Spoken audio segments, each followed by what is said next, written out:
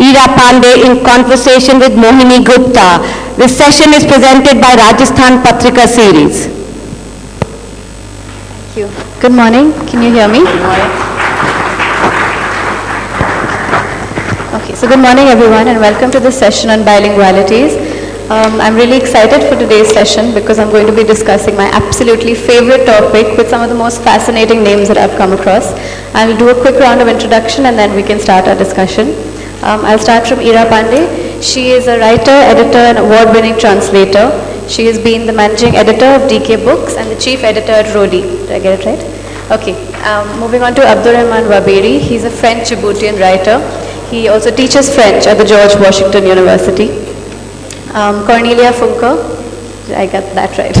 Fantastic. Cornelia Funke, she's a German writer of children's fiction and she's most popularly known for her Ink Heart trilogy. Okay, should I pick that up? I think that's better. Yes. And who writes in Japanese and in German. She's written short stories, a novel, and has won many awards. So I'm going to move on to my discussion on bilingualities. To start with, I want to start off with a short poem that I feel I could really connect to as a bilingual myself. I speak Hindi and English. And in India, English has many connotations. It has many sort of, we aspire to speak English, but we're also sort of in this conflicting colonial relationship with English. And as a short poem by this Cuban scholar, it's called Dedication. And it goes, the fact that I am writing to you in English already falsifies what I wanted to tell you. My subject, how to explain to you that I don't belong to English, though I belong nowhere else if not here in English. So I'm going to start off with that thought and just get thoughts from all of you about this concept of mother tongue.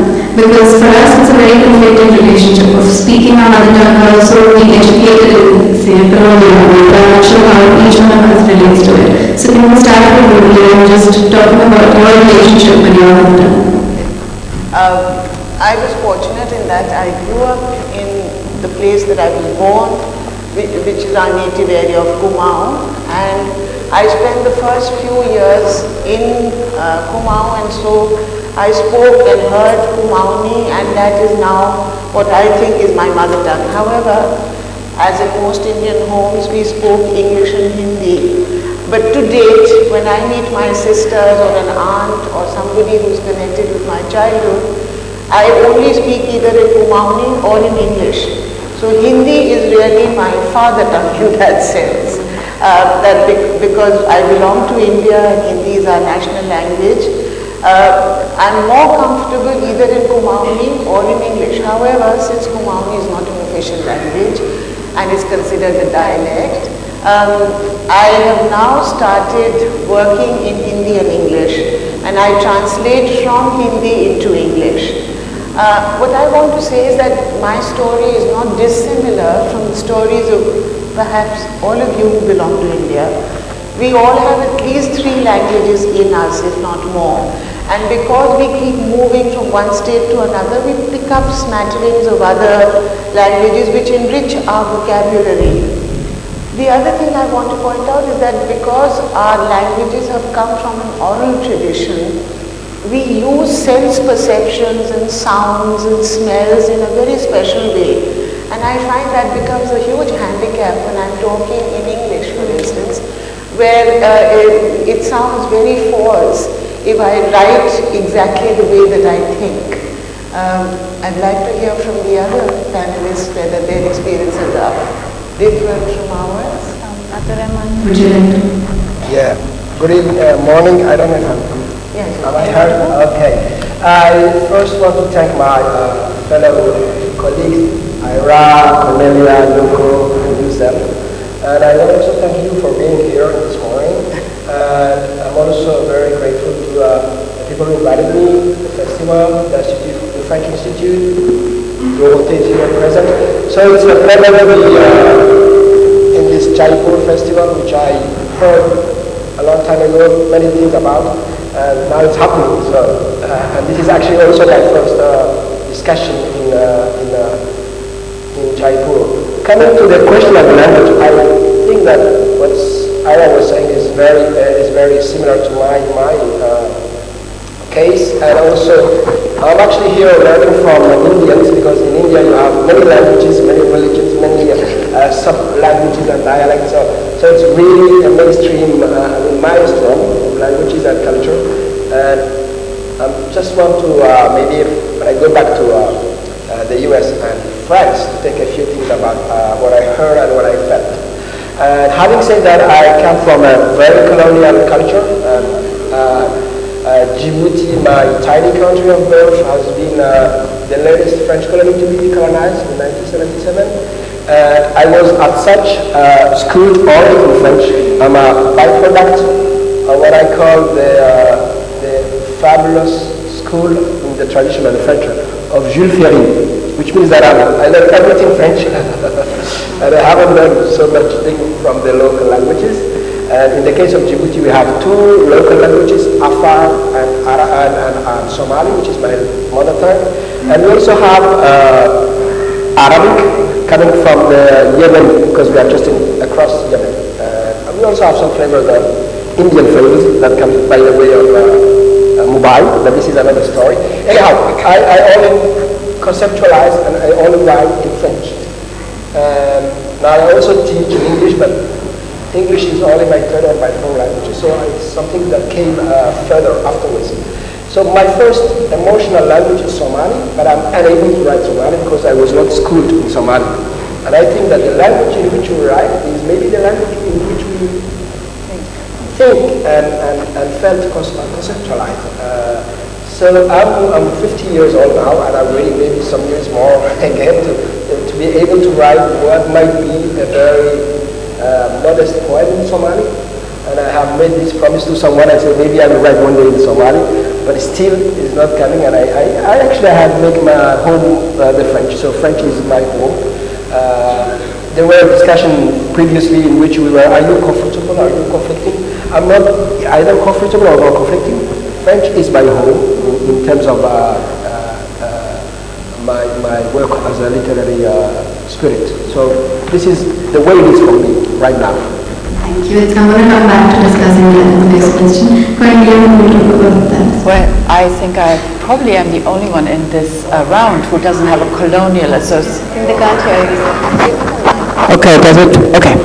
I guess I'm the only one in this round who doesn't have a colonial association. Me either. Yeah, but Japan, I think, nevertheless has colonial experiences with the English language in the 19th century. No, When the Americans came to Japan.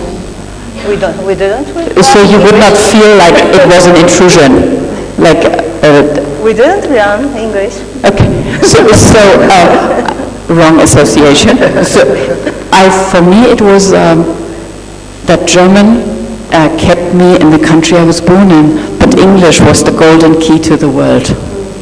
So when yesterday, for example, I talked to Indian children, and they said to me, Cornelia, you are our childhood. I thought, what a magical thing that could happen because of my translation into English. When I was just a German author, I did not have that connection to the world. So for me, English is a love affair and not something, as you say, that estranges me from what I feel and want to express. I still mainly write in German, though. I only dare to write short story by knowing English. So Japan was closed, had no contact with other countries for over 200 years. And after that, during that time, we learned Western sciences through the Dutch languages, and after that German languages. It was in the history, it was no colonial association because Japan was not colony, but it was a free choice, I say.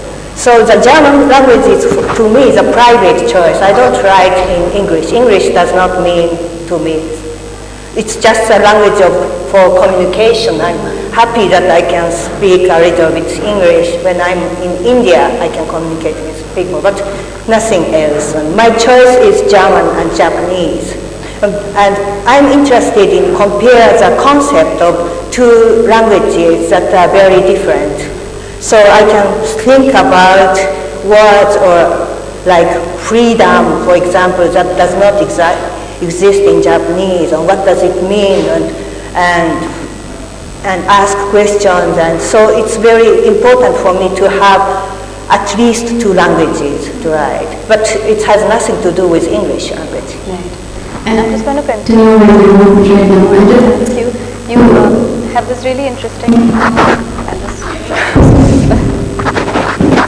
Is that okay? Yeah. Is that better? Yeah? Okay. You have this really interesting piece on a multilingual web. Yeah. And in that you sort of talk about a person who learns another new language, and that's what... Yeah, okay. And that's what you've done. You've learned a new language, German, and now you write fluently in it. Yeah. So I wanted to ask you, and you mentioned this very interesting comparison where you say a person who speaks different languages almost has different personalities, or does he not?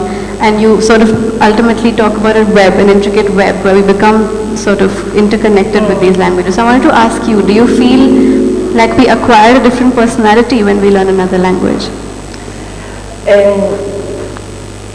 Yes and no. In my first year in Germany, I felt I am 2 persons, so the Japanese person and the German-speaking person.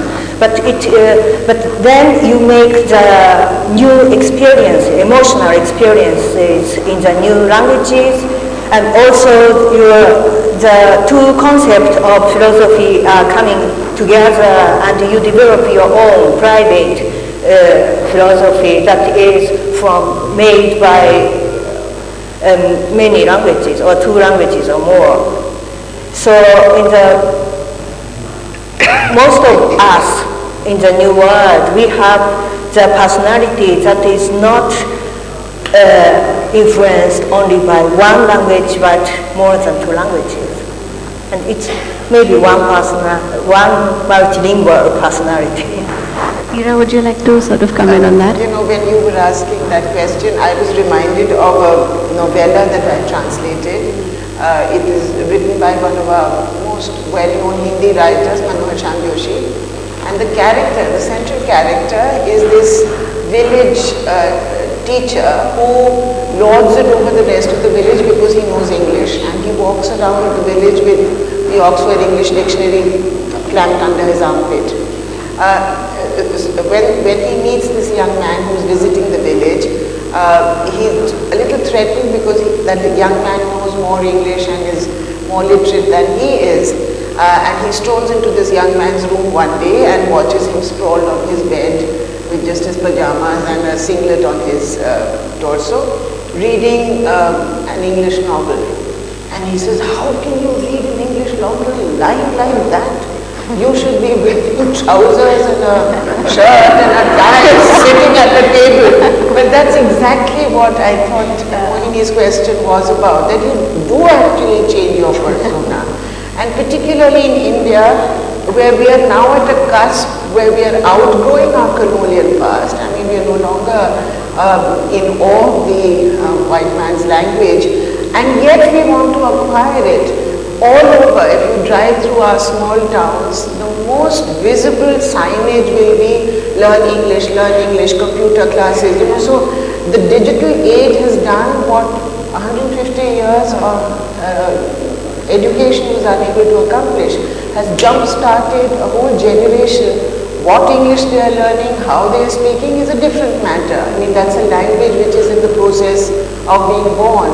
But this very interesting collision between cultures and languages and mind processes is what interests me now. I think that is the next step that we have to be really looking at. In fact, that's also almost problematic, because I remember this interview, there's this actor called Nawazuddin Siddiqui, an Indian actor, who was once asked by a journalist, did you have problems getting into the film industry because you don't know English?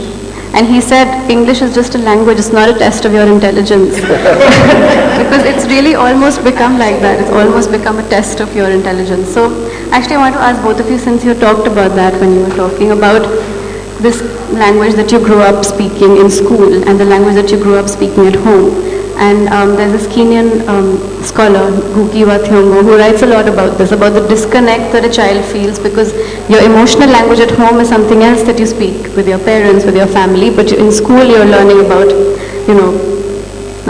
animals that flowers that don't exist in your country, or animals that don't, exist in your country. So did you, yeah. So Abdurrahman, did you feel that disconnect while growing up? Yeah, and actually, I have to confess, Ngugi is a good friend, a kind of mentor, and what we call in Africa, an old brother. I used to teach in Southern California, where actually Cornelia is based, I believe, and Ngugi teach at Irvine, which is an hour drive. And I used to teach in the Claremont College, so I used to drive and, That's very close, and have a chat with old brother Ngugi. And Ngugi was making the case and explaining to me again and again that I have to, actually the person I promised to write a poem for was a Ngugi. But it's complicated for me because Ngugi explained intellectually to me what is a loss of a language and a culture. But coming to my own person, I don't feel that way, right? And because, or let's say maybe I'm enough schizophrenic that I don't feel the pain. You see what I mean? What I'm saying is that the ways in which I work in this world is in French, literally. So I can explain and say, well, when I talk to my mom, I only speak Somali, and we don't speak in French, and so on and so forth. But still, it doesn't really I don't feeling the need to write really because of, if I were, I'm not getting emotionally the point of what I lost. I can say everything I have to say to my mom in Somali, and then when I write, I'm someone else. I'm someone who has been reading, I don't know, Dumas or Flaubert or Kenzaburo and so on and so forth. And it's a different person, it's a different, even constructive.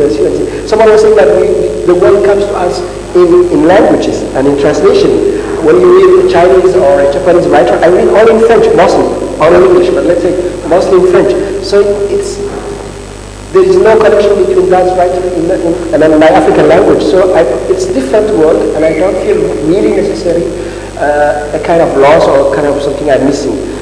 Oftentimes in French they say, do you dream in Somali or in French? I don't think I dream in languages, maybe I dream in images. One question of mine has gone there. So right now I just feel at ease with this language called French, and that's fine. And I'm schizophrenic enough to make my home there, and I don't feel yet some necessity or some urgency to go back to Somali. I relate to that completely because until a few years ago, even I had read Hindi writers in English translation because that's just the language that we read and stuff. Currently, I wanted to ask you in relation to that. So, like I said, growing up, I've read Hindi writers in English, but do you find a difference in Germany because you write in German? And is there enough of a young audience reading in German, or do you find that there's a move towards reading in English? No, the German audience I have, which is of course children and young adults often, they all read in German first. But most Germans learn to speak English quite fluently from the age of 10. And it's interesting, I once heard from a language coach that she said to me that the language always brings the emotional memories of the time when you learned that language.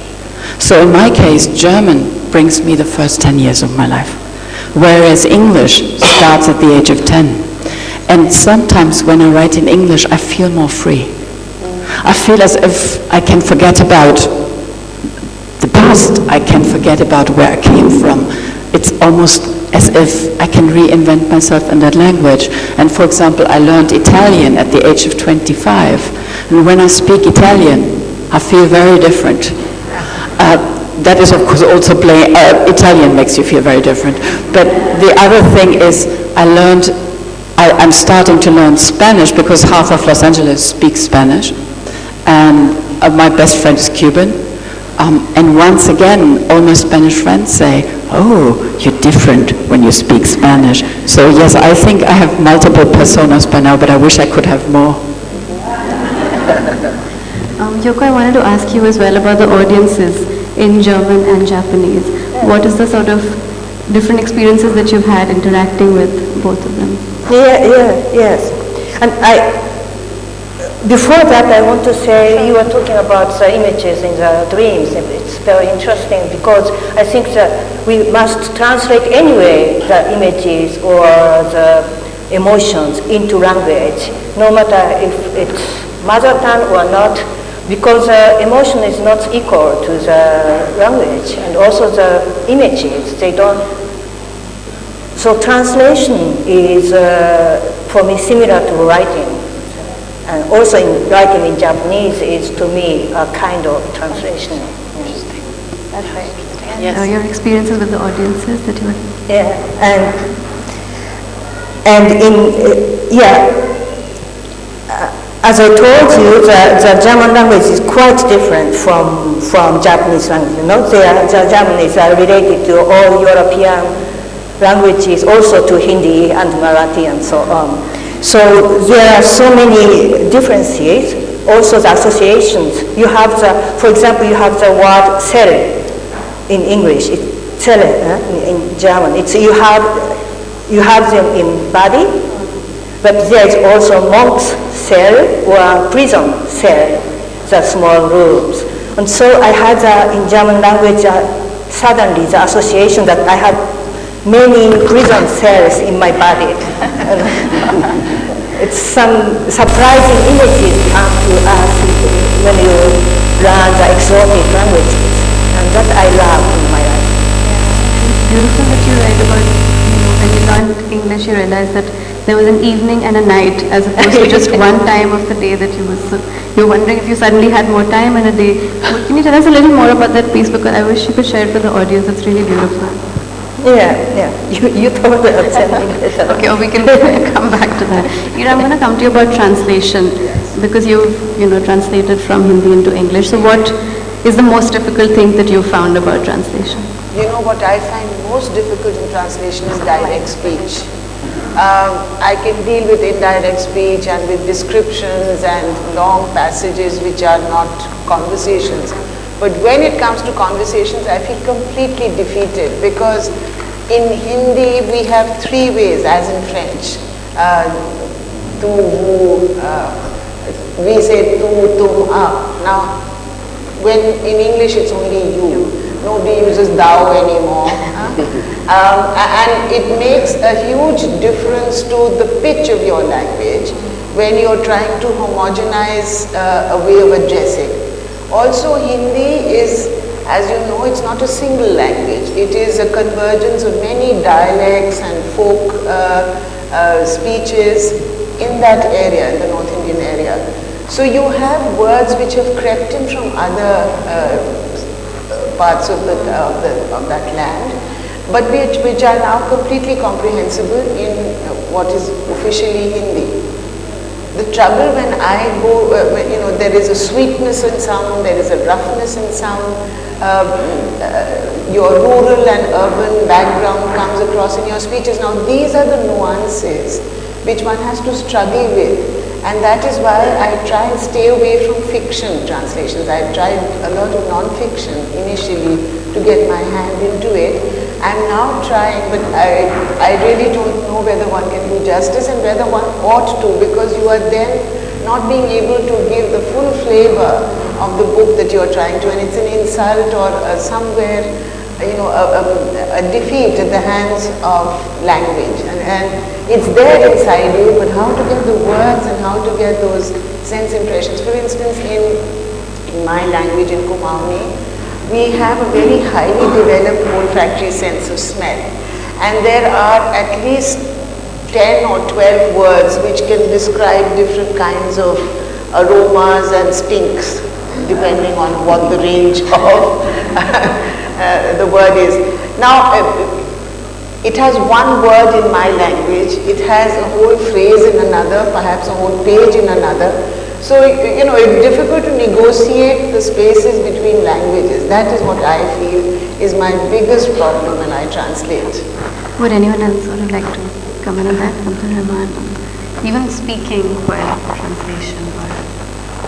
It's really a complicated issue. I remember when I was a student, striving and toiling and doing everything my best on my, what we call version and theme. And then the teacher was giving my papers and saying, oh, this is not the author I'm writing. For example, if it's Flaubert. This is not neither Flaubert nor, maybe it's a Webber. I said, thank God. So it was really difficult, and you're making my day when you say that. In your language, you have 12 verbs to say. It's really what I'm making. So just mastering the language, when you're using the language as an artistic tool, it's so big a business that I cannot even dream of translating something else. You know, I'm just trying to master that beast called French language and making my own tool. And as I was saying, the point I was making to Gudu was not only I'm trying to strive and master my language, but French is also the way in which I get the word with the other languages, you know, Spanish, German, Hindi, and all those books come to me by way of French language. So this is also a point that I cannot go beyond, even if I would like to, if I have a nationalistic agenda. So far we don't have Somali. Shakespeare is not available in Somali, to the best of my knowledge, so that French is for me, that canal. So I will finish just saying that I keep paying tribute to translators, because these are the people who are really making the world one. And just remember, I sometimes say my students who are just, you know, young Americans, they believe that everything was available in English, and say, come on. You know, they think that the original writer writes it in English, right? Say, come on. So translators are the pillar of the society, our society. It's like this person in Kerala, the state in India, who was asked who his favorite writer was, and he said Gabriel Garcia Marquez, favorite Malayali writer. So I guess, and like you said, that's how you could connect with Indian audiences, because of English, because of translation. And for me, the difference, for example, working in English or working in German is that in German is a much more formal language. And English has an everyday casualness. Even when you read Shakespeare, the everyday life is in there. We have a very beautiful translation of Shakespeare, a German one, but it's much more formal. So when I for the first time read the original Shakespeare, I was absolutely stunned. It was a very, very different life speaking to me. And when I write dialogue especially, I find it much harder often in German to not get too heavy or to not get sentimental. In English it's so easy to say I love you. It means so many different things. In German, ich liebe dich has much more weight and a very different taste to it. And sometimes I yearn for that taste and for the heaviness and the formality. And sometimes I want the casualness, so it is wonderful. I wish I could speak 40 languages. I know people who speak 40 languages fluently and learn one just by working for 2 days in a hotel. I wish I had that ability. I very much envy that. And Yoko, I also wanted to ask you, you've said somewhere that you love playing with words and jumbling up words and just having fun with it. So have you ever attempted, or will you ever attempt, a bilingual novel? I'm not sure the concept of the bilingualism. Because if you know two languages, the relationship to one language is never the same as the relationship to other languages. It's personal biography thing. To me, Japanese is my mother tongue. I spoke only Japanese, and when I was 22 years old, I moved to Germany. So, but it's a good thing about that two languages, that the relationship are not the same. Because in the mother tongue is something that you didn't choose. You know, you are born into the language. You have no choice. And the childhood, your childhood is such a richness for the literature. But you are the childhood and the language, your language that you spoke to your mother are in the same space, so you can't write about it from the outside. And when I moved to Germany, I wrote about my childhood in German language, and that was I felt free, like you maybe. Yeah, you are not the part of your world, of your parents and tradition, but you are independent. You must discover your own language, even if you are not bilingualist. You must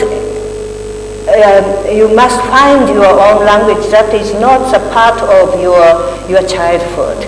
So otherwise you can't write the literature. I think in India we've reached a great space where we've combined all the languages that we speak. So I can't say my language is either Hindi or English. I'm going to say English because I can conveniently switch from whichever language whenever I want. So I actually wanted you to talk about that. I found what Cornelia said very interesting. Cornelia. Yes. When you were talking of the difference between the formality of the German language and the ease of the other. I find that a lot of us who've come from the oral tradition, we use a lot of onomatopoeia, dham dham, cham cham, tan tan. All these sounds evoke a particular sensorium or feelings. Now, if I translate that into English, it will firstly sound very false because English is very different and very formal in that sense.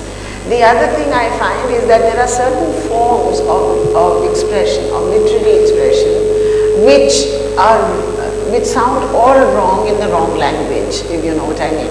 For instance, in India, we have a very different way of looking at our ancestors and people before us, which is why biographies and memoirs in India are mostly hagiographic. Very few people have been able to master the way in which you have to put a distance between the person who you admire and whom you're writing about.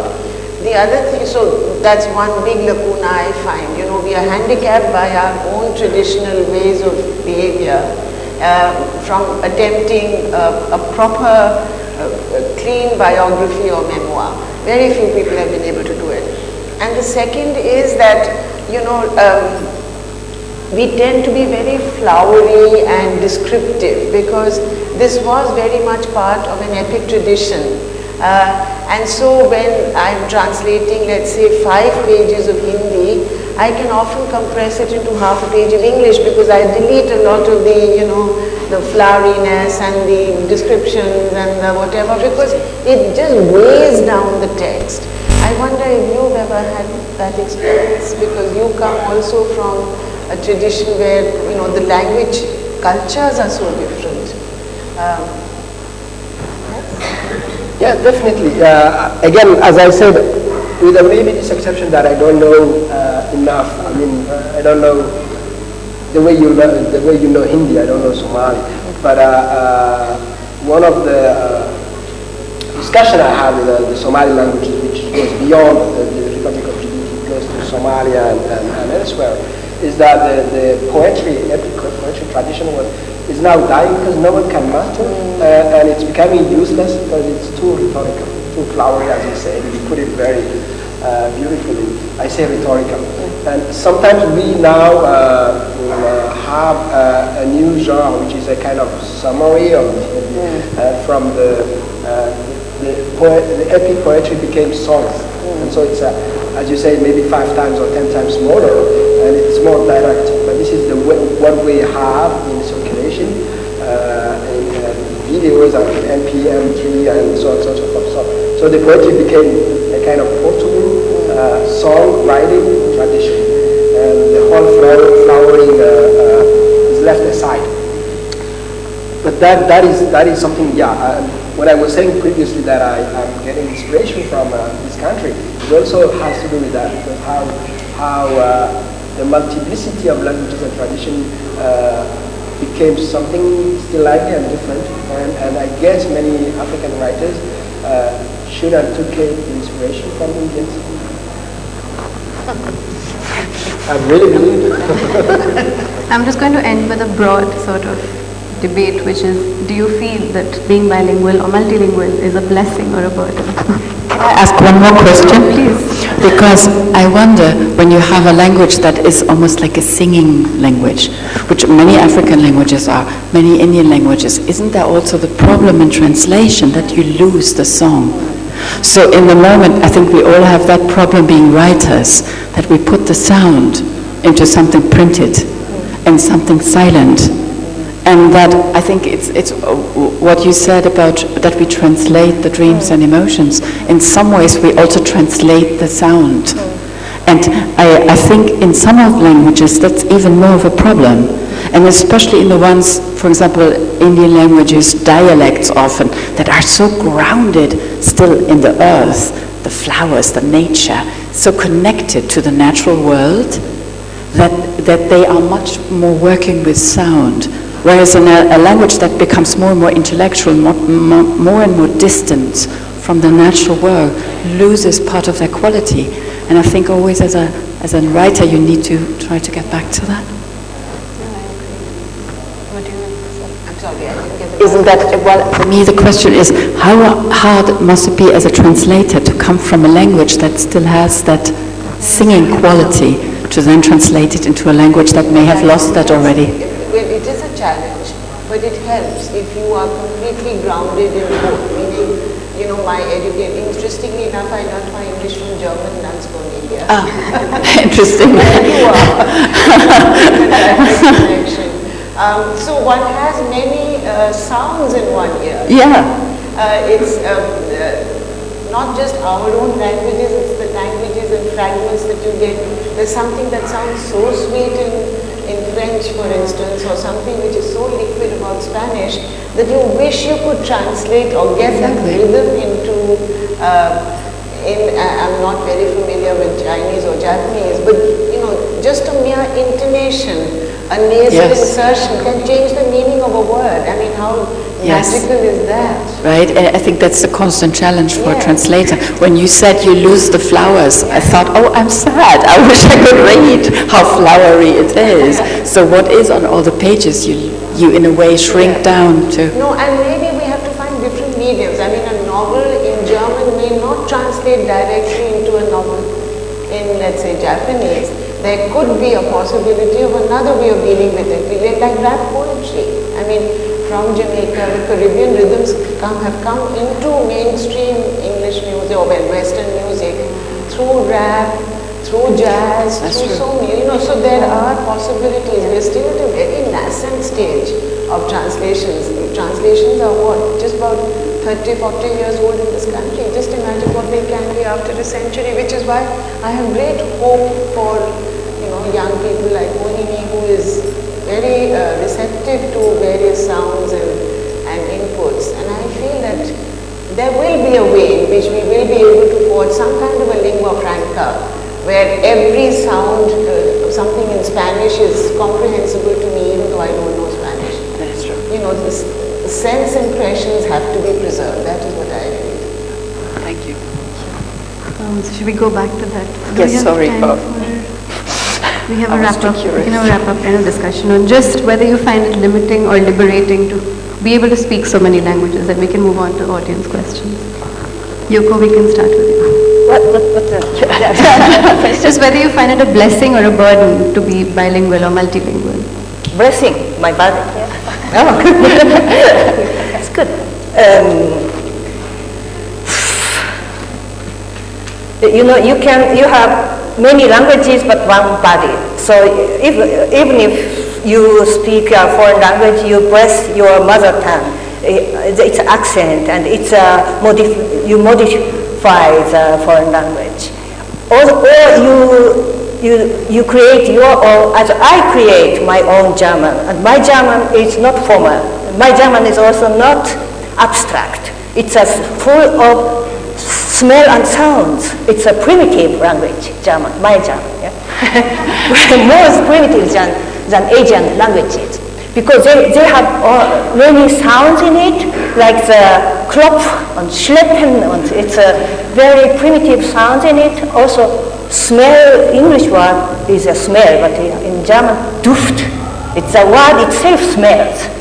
It's very direct, emotional language for me. So, but for me, each language has its private face, and it's very, we foreigners can discover it. Yes. I see the German language in other way, like as you. So it's also, it's my body that make it, make one language to another language. Cornelia, That was very interesting because I think that is the privilege when you write bilingual, that you discover the other language and also discover your own language again. For example, my reception of German is much better now that I live so often in English, and we sometimes have almost a yearning for the language you grew up with, which I did not feel when I lived in Germany. So, yeah, I think it's a blessing. Both of your thoughts, and then we move on. I mean, we've talked about it a little bit, but just to say.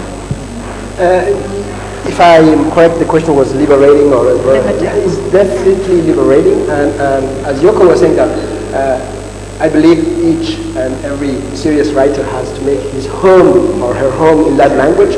So, in my case, without being pretentious, I am trying to write something that is definitely my imprint on, and not writing the academic French or Parisian French or whatever, Saint-Germain French, what we call it, but something that is recognizable, as I say. This is the writer's language, French, in my case. And then, of course, it is open to all the different influences I have strive to keep in my tradition. For example, African poetry, the ways in which African have indigenized the French itself, and so on and so forth. For example, many Moroccan and North African colleagues repeat how French is liberating for them, because it was liberating from also the tradition of the limit of the tradition.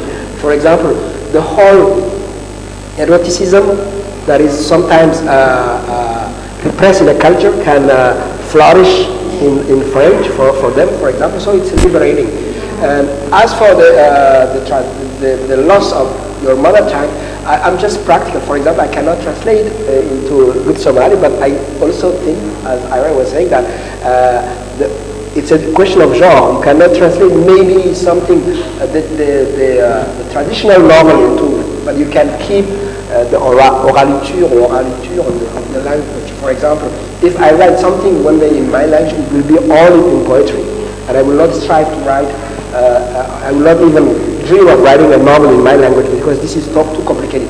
I will keep the flavor, the tempo of the language, but that will have something oral. But definitely, so far, my task is mastering my language, and that is a lifetime task. We'll end with we talk very often about how many languages are dying, that even as we speak, a language is dead somewhere in the world, and that used to be a very sad thought for me, because you felt, oh, you lost that, even though I didn't know the language. So much has gone away from it. But for every language lost, I find we are building more languages. I mean, look at English, which Mohini is your favorite language. I think it's a very rich marriage of two languages, and so every time we lose something, we also gain something. I like to think that we are moving in a direction where we are becoming much more accepting of other words, of other cultures, of other ways of looking and feeling, and that, I think, is what bilingualities or tri or multilingualities really ought to be doing. Thank you. I think we can go on and on, but we're going to give the audience a chance to ask. So please identify yourselves before you ask the question. If there's any particular panelist you'd like to address, please mention that. And let's keep it to questions. The questions very brief, and questions please. I'm a writer. Most of us learn language when we are young. So if you're bilingual or trilingual, you're typically very young when you acquire language. But Japa actually learned Italian as an adult, and I think just in the last 6 years or so. What did you think when you read her essay written in Italian and translated by Italian? Who is this question addressed to? Would you like to? Since I think I heard your question, even though I don't know Italian or any other European language, you're right. When you are small and when you're exposed to a language, there is it's a mode of communication really for getting your, I want this, I want that, I don't want this, I don't like that. That is the level at which language works at the most basic infant level. But if you acquire a language as you grow older, as Cornelia is adding language upon language to her repertoire every year, you appreciate and develop a new respect for languages which you have heard very often but you didn't know in depth. So I think there's merit both in early exposure so that your mind is accepting of different sounds, but more merit in acquiring a language as you grow older because you're mature enough to understand and use it in a way that you may not be able to use it as a child. Is that what your question was? Thank you. There's one at the back. Hello. I think that's Okay. My name is Hans. I have a question for you, Tamara. I read some of your books from the 1980s and 90s and I was very impressed by the level of mastering German as Japanese. And one thing which I remember is that you have a nice way of playing around with the German language and reflecting the German language and also sort of pointing to the irony of how the German language is used. And now you just characterized your own language, or the German language as being sensual and so on. So my question actually is, if I found that some of the books are translated into English, I saw in the bookshop there, and how do you try to, say, control what is conveyed in the other third language, apart from Japanese and from German, especially from German? With this, I would say, sophistication of playing around with the German language, how can that be sort of translated by a translator and do you try to control in which way? I don't want to control the translation, I just trust the translator. But Susan Bernowski translated four books by German books into English, and she's a really good translator in communication with her. And also my French translator, I can't control the French, but you can never control, I think, the text. But they are, of course I can see in the reading in the United States, when the audience very happy about the text, you can feel it and I can control it. But the most important thing is that the translator sees a hidden opportunity in the original text and she pull it out from the original text and create, it's not just translate, but create the new text, and that has a power to the new audience. If it is happened, I'm satisfied. So it's good enough.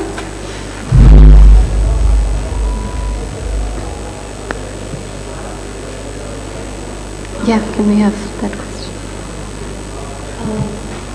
Hello, my name is Lalita Iyer and I'm a writer, and this question is to all of you.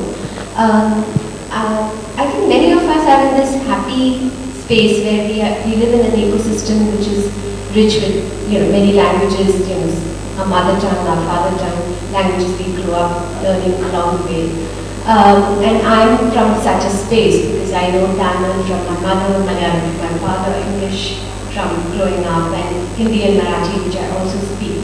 But I think I'm struggling with this sort of dilution of all these languages when it comes to my child. And I think many parents today are struggling with how to keep their own languages, whether it's their mother tongue or the languages they grew up speaking, because English has become such a universal leveler of sorts, and many times it's the easy way out, because it is also sometimes the language of your marriage. If you marry someone who doesn't speak the language you were born with. So I, for instance, with my son, I struggled with how to keep my mother tongue alive. So one of the things I started doing was telling him stories that I heard from my grandmother, but then all those stories were narrated in Tamil. And when I translated them to him, it just, although he enjoyed the story, it just didn't feel the same. It just felt, I don't know, a bit sad, and I don't know what to do to keep this, to keep the languages going. I've actually found that people who don't live in India manage to do that really well, because they're even more nostalgic about the languages that, people at home speak, and they make it a point to, either show them Bollywood films or speak to them at home in their language. But I mean, Veera, you should also it is a give your problem, thoughts about Anita. it. I think all of us have gone through it as parents. And I regret very much now that even though our children were exposed to a much larger palette of languages, they picked only one or two that they wanted to get on with. And their children, unfortunately, growing up abroad, are speaking just one language. So in 3 generations, we've lost something like 5 or 6 languages. But they're learning Spanish, they're learning French, they're learning Portuguese. So you lose some, you win some. What to do? It's a globalized world now. There's one question at the back. Yeah.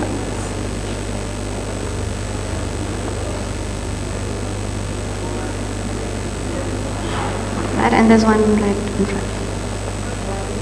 In the middle. I'm audible? Yes. My question is that, in trying to write fictional stories like how J.R. Tolkien has written Lord of the Rings, and he has created so many languages. So my question is that, does the diversity in the syntax and semantics is interdependent with the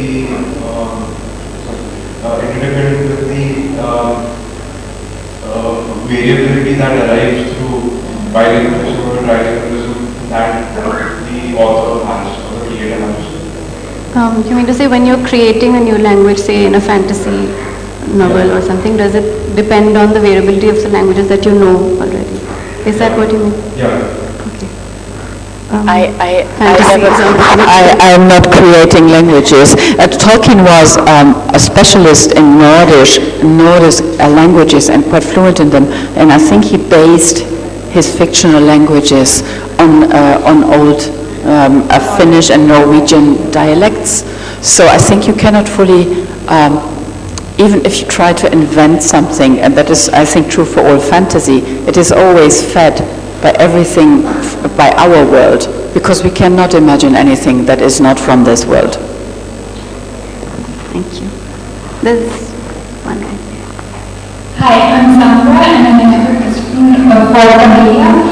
You said you changed when you speak Italian or English, and I wanted to ask, do you feel the same for your heroes? Yeah, do you feel like Jacob sounds different, maybe, I don't know, more dashing in English than you could sound in German or in Italian or in Spanish? It does. I hear sometimes from actors that they can barely go to a movie theater where they talk suddenly in another tongue and they have to leave laughing their heads off because they suddenly sound so strange speaking Spanish. I love, and I asked for a while, all my translators to send me a page read in their language of their translations so that I could at least hear what my story sounds like in another language. I think I'm translated into 43 languages or something. So for a while I collected those voices, and it almost feels as if your story each time wears another costume, another clothes, and I always feel I learned something new about my characters, which I clearly did not know. And you are absolutely right. For example, when I read from Mirror World, and I read about Jacob, I never know, should I call him Jakob in a German way, or should I call him Jacob because he was born in America in my novel. So yes, I'm never quite sure how they change, but they definitely do. That's beautiful. They sound very different in French. Jacob. I think we'll have to wrap up now. Can we have a last question? Okay, I think we'll have to wrap up now.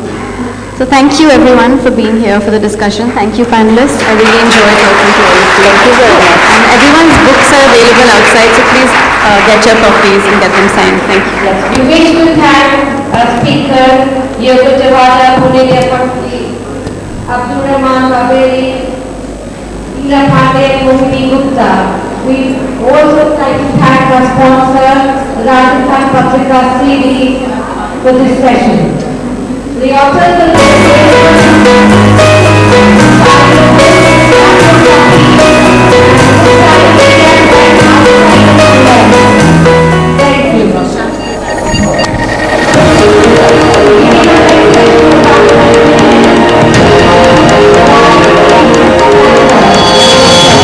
Elsewhere we had the craft of the bestseller, the Fry Chronicles at the Rajniganj Silverberg Kanlon, Ramcharit the Life of the Test and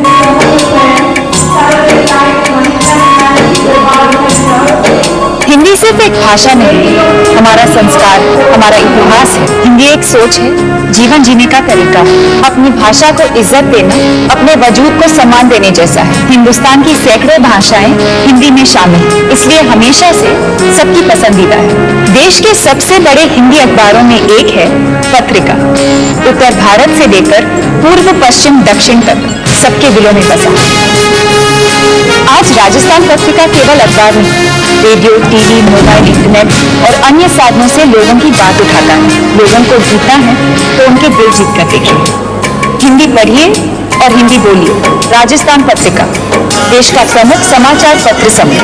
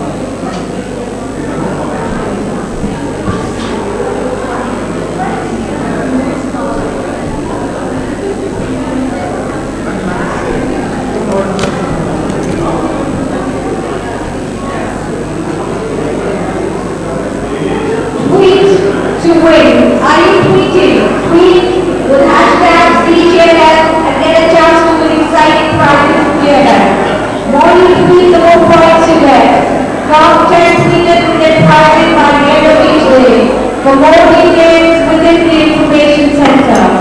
We also have our festival merchandise on sale online as well as the festival bookshop near Charbar. Brochures are on sale at the information desk.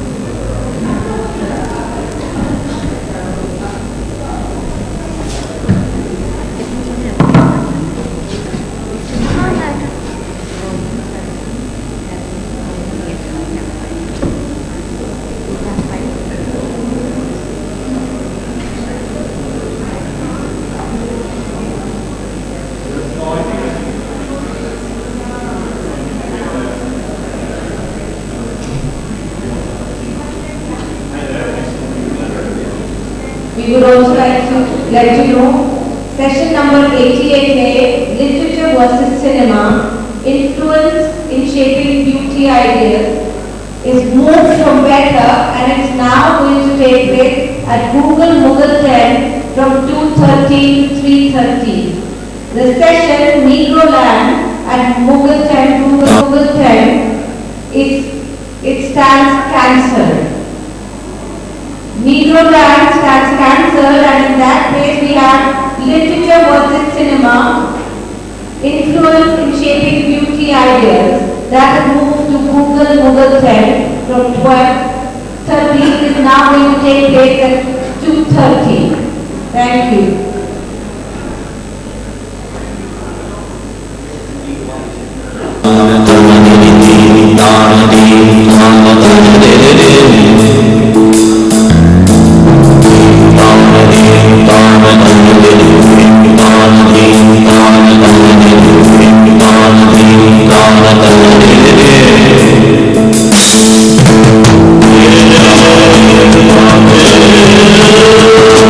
Thank you.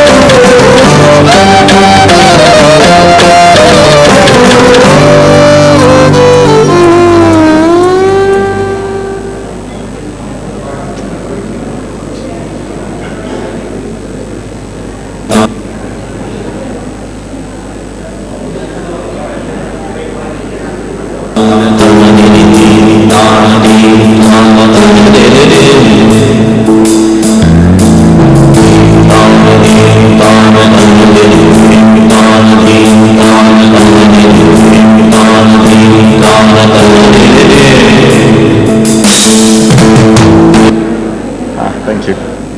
Ladies and gentlemen, we will start in a few minutes with the next session, Why Ancients Matter. And I just wanted to let you know that all the authors will be ready for book signing after this session. So if you want to grab a copy of their books, you can just run to the bookshop quickly, get one of the copies, and then they will be available at the book signing area. So we will be with you in about 7-8 minutes. So take your seats, and we are looking forward to this session.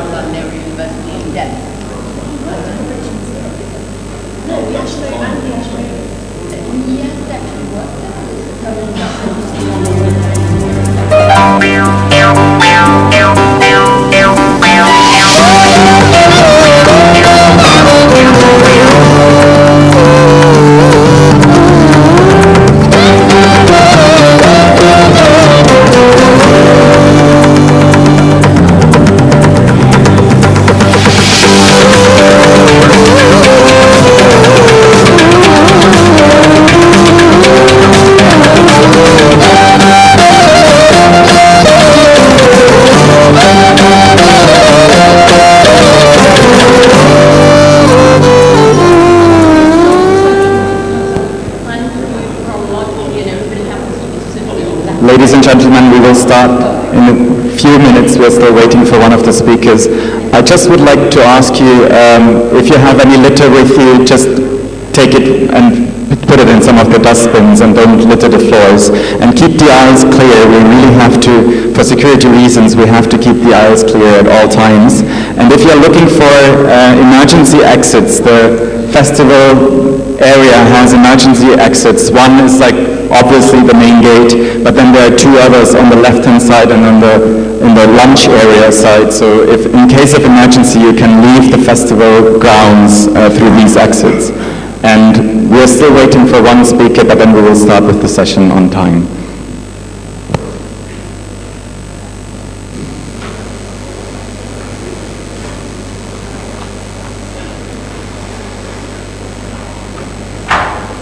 And that quietened everybody down. It did.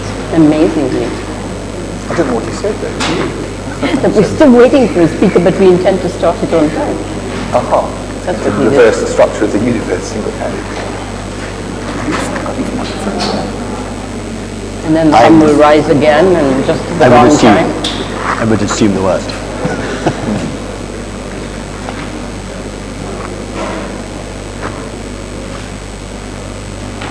think I'm going to changed. What I'm I going thought to we talk do about the is art to reform now. speak for about 5 to 7 minutes each, and we say 5 to 7, it'll become 10.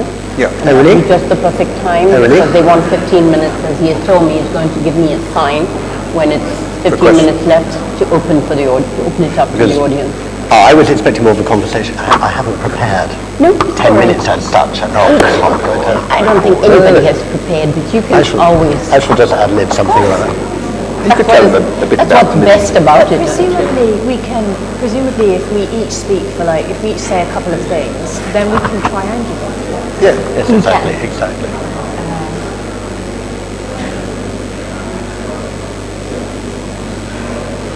Good idea.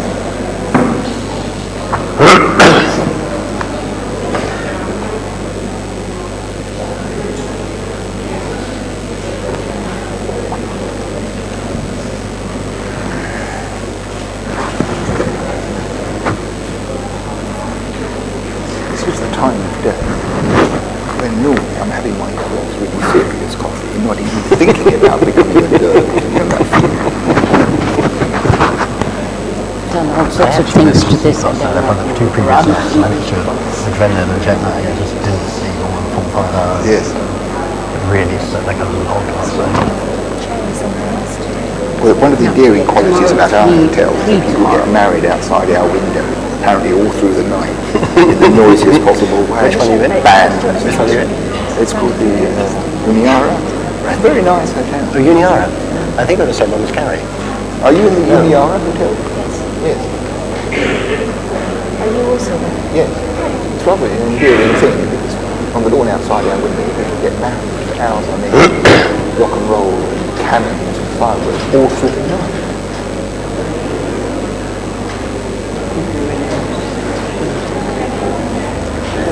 Short enough time. You see, the thing is that we were supposed to go to the signing table directly in front of us where our books should be. And no one told me. No, at least in my case, no one told me that. Yeah, well, I only found out that somebody dragged you off, yeah. I didn't. So if there are books, she's right behind you. big luck. Well, Amy. Hello.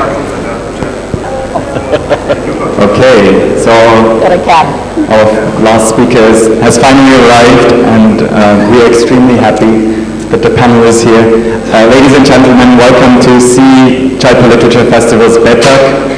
We have a session now on why ancients matter, and we are extremely happy to welcome on stage Irving Finkel, Cyprian Brookbank, Caroline Wout, and Naman P. Ahuja in conversation with Vidya Dehechia. This session is presented by Amity University, and please could I ask you to, if you take pictures, don't use flash photography. And we're happy to have you here, and the session can start now.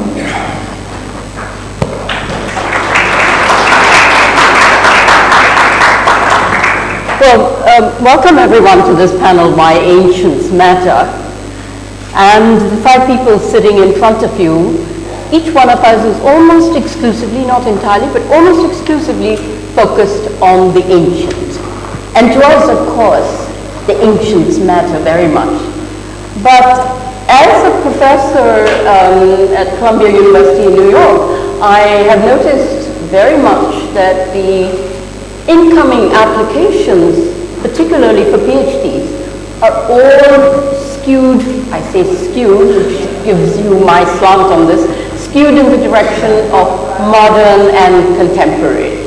And so I think there's also this new field which never existed called visual culture, which is drawing large numbers of people. And I think in that context, it's very relevant to raise the issue, why ancients matter.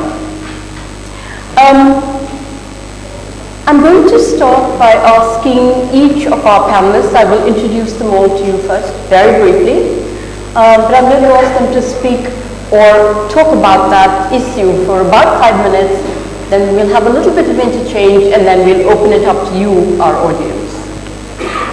So to my far left is Cyprian Brookbank. He's Disney Professor of Archaeology at Cambridge University.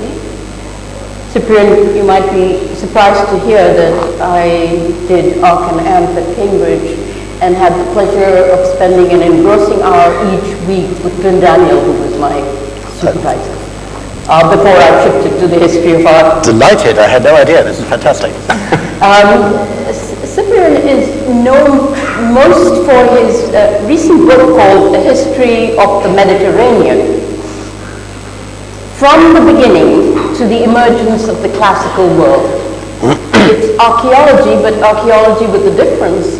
And it's archaeology that is not written in any dry style, but is full of exciting metaphors and exciting words and written fluently.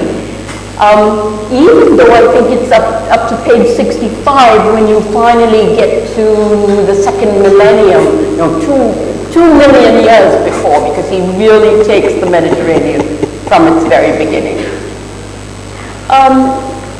To my immediate left is Erwin Finkel. Some of you may have already heard him speaking yesterday.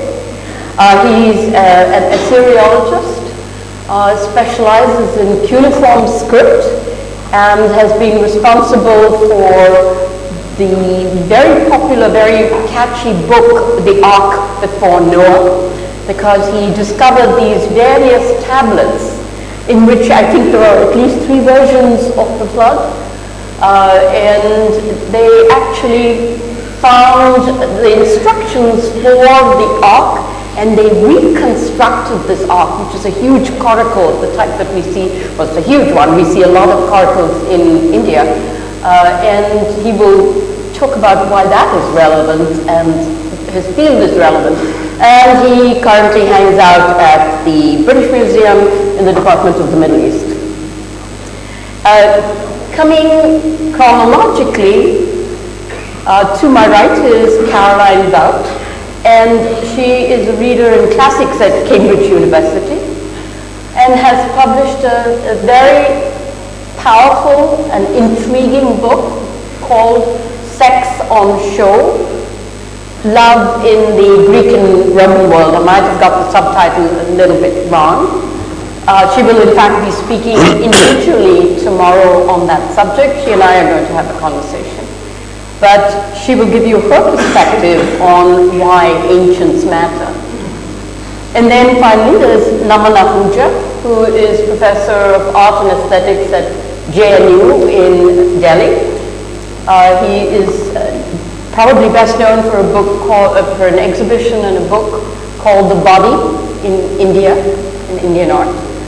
And he has been working for several years. We look forward to his work on terracottas of the just immediately around the turn of the Christian era, a little before and a little after. So with that, let me turn to Cyprian and say, would you like to address that issue from your point of view? Thank you, and Vidya, for your warm and generous introduction. And if I could just abuse the position of the mic for a minute. This is my last appearance on stage at this festival, and I just wanted to say what an unforgettable and extraordinary and challenging and exciting experience it's been. This is by far the most exciting literary festival in the world. It is.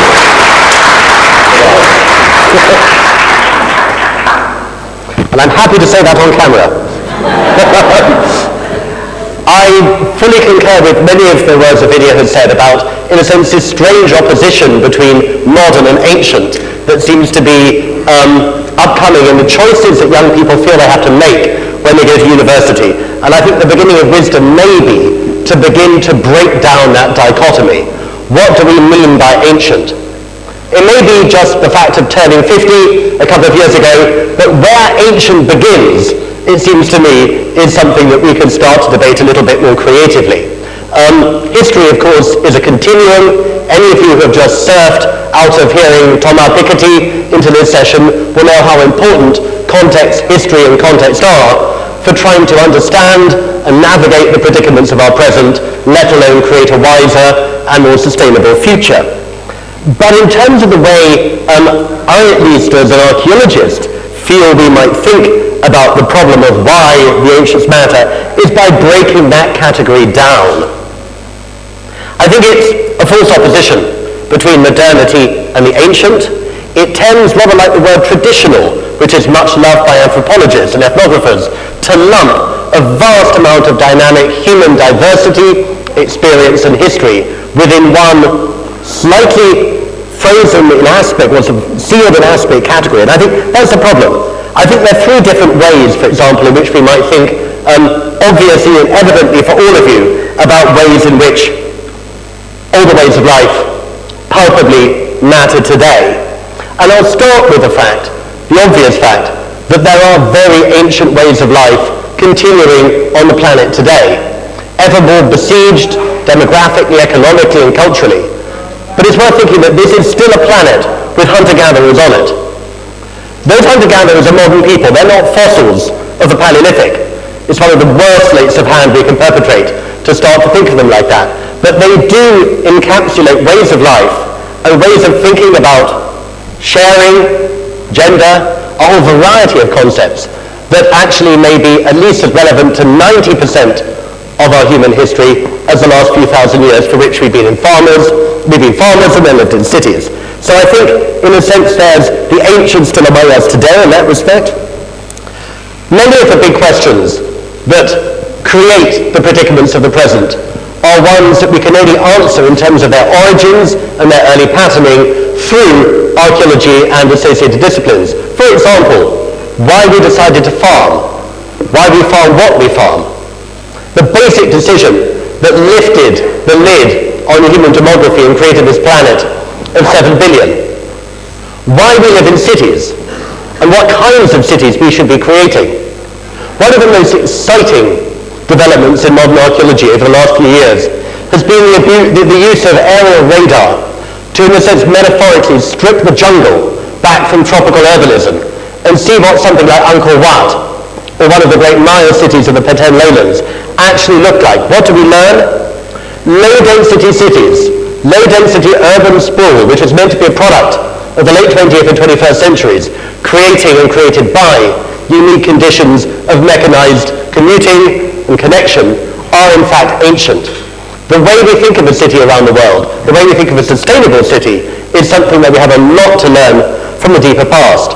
And of course we can go further back than that as well, because in many ways we are all products of an inheritance, a cultural, a genetic, and also behavioral inheritance, much of which goes back into deep time, well before the mere 2 million years that Baithak kindly pointed out was the starting point for the book I had a madness and temerity to try to start writing about 8 years ago, way back to the beginnings of human cognition. So it seems to me that we haven't got a hope if we don't appreciate that the ancients, as the broadest of categories, matter infinitely and desperately today. I'll leave it there and come back to a few other thoughts. Actually, could I say something about history? Quickly. Oh, hello. I'm very much aware that the other speakers talk largely about complex illiterate civilizations and societies where we have an enormous amount of evidence. But I feel one thing I'd like to put to you, in the sense that history is not, in the sense, a prerogative simply of societies that use writing, that we can study through writing. History is a human property. It's a universal human property. It's part of what we are. And I would leave you with the conundrum set by Eric Wolf's famous book back in 1984, Europe and the People Without History. If we can't actually give back, create long-term deep histories for the many trajectories of many kinds of societies that lived on this planet, we're going to have a very, very skewed idea of how we got to where we are today. Irving. Well, I'd like to add a different dimension to that, because the work that I do is to read inscriptions by human beings who could write down what they thought. And in point of fact, I work in the most ancient writing of all, that begins about 3000 BC. So I'm accustomed to working on a daily basis and meeting the voices and thoughts of people who've been dead for up to 5,000 years. Now this gives one a rather interesting perspective, which I think is important, as follows. I believe there is a general assumption in the world among human beings today that they are at the forefront of evolution, that they are superior to anything which has come before. They are it. And the fact is, this is a total illusion. Because if you are in the position where you are able to read the correspondence, the prayers, the expressions of fear and trembling and nerves and obsession of long dead persons, you come to this following inescapable conclusion that Homo sapiens, say 3000 BC, was not one whit different from Homo sapiens as it is in this hall. You had intelligent people, stupid people, cruel, hypocritical, adulterers, liars, manipulators, lovers, poets, the whole gamut is there. We are in no measure advanced either in terms of body and mind ability or intelligence and wisdom. So my perspective on this is that anything we can do to demolish the arrogance of modern man who thinks for the first time when they invade Afghanistan, oh, the British general said on the radio, we've discovered it's quite difficult to go to war in Afghanistan, like no one has ever done it before. So I think the more that is known about everything that has led to the mess that we live in, the more likely it is that a new way will be found on the basis of this experience to behave more intelligently.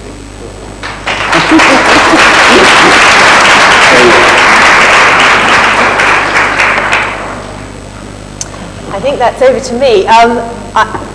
Irving's just said that there are people out there that feel like they're it. I have to say I feel a bit it at the moment, sitting up here. I feel very privileged, so thank you very much for inviting me to come here. There are all sorts of ways, I think, of making sense of our very precarious position in the world. And one of those ways, which I've found most productive, I suppose, is to look back, is to look to the past. Now, this session, for all that Cyprian's tried to kind of muddy the boundaries between modernity and the ancients, it is a session which is about why the ancients matter. And I think it's all very well saying looking back to the past is helpful, but actually we're not talking about looking back to a Victorian past, a past which maybe has still quite strong family kind of memory. For me, I work on a past that is millennia ago.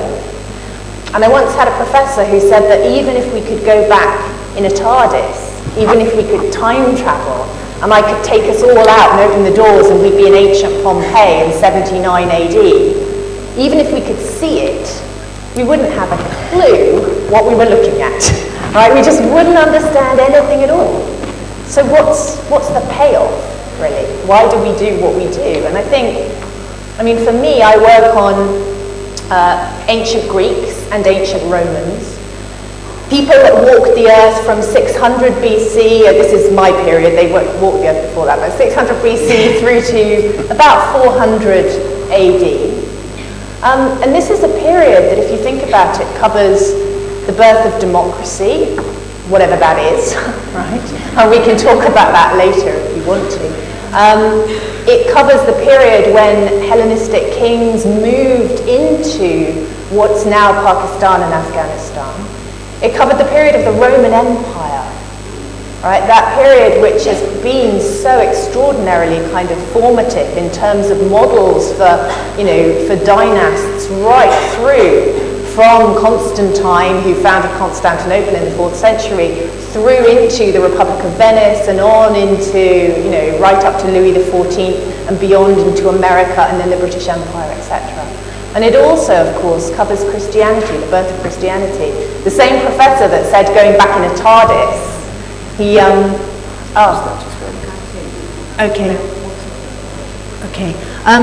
sorry, I believe that you've been unable to hear me, so I'm sorry if some of you've missed some of what I've been saying. But the same professor who said about going back in a TARDIS to antiquity, he used to ask all of his students at the start of their lecture course, what were the two most important things that happened in Rome or in the Roman Empire under Augustus? And all the students would think, I don't know, census or whatever. And not one of them would think actually the birth of Jesus. Right? And he would then say, and the death of Martha. And they would say, who's Martha? And he said, I said, what were the most important things? And Martha was very important to her dad.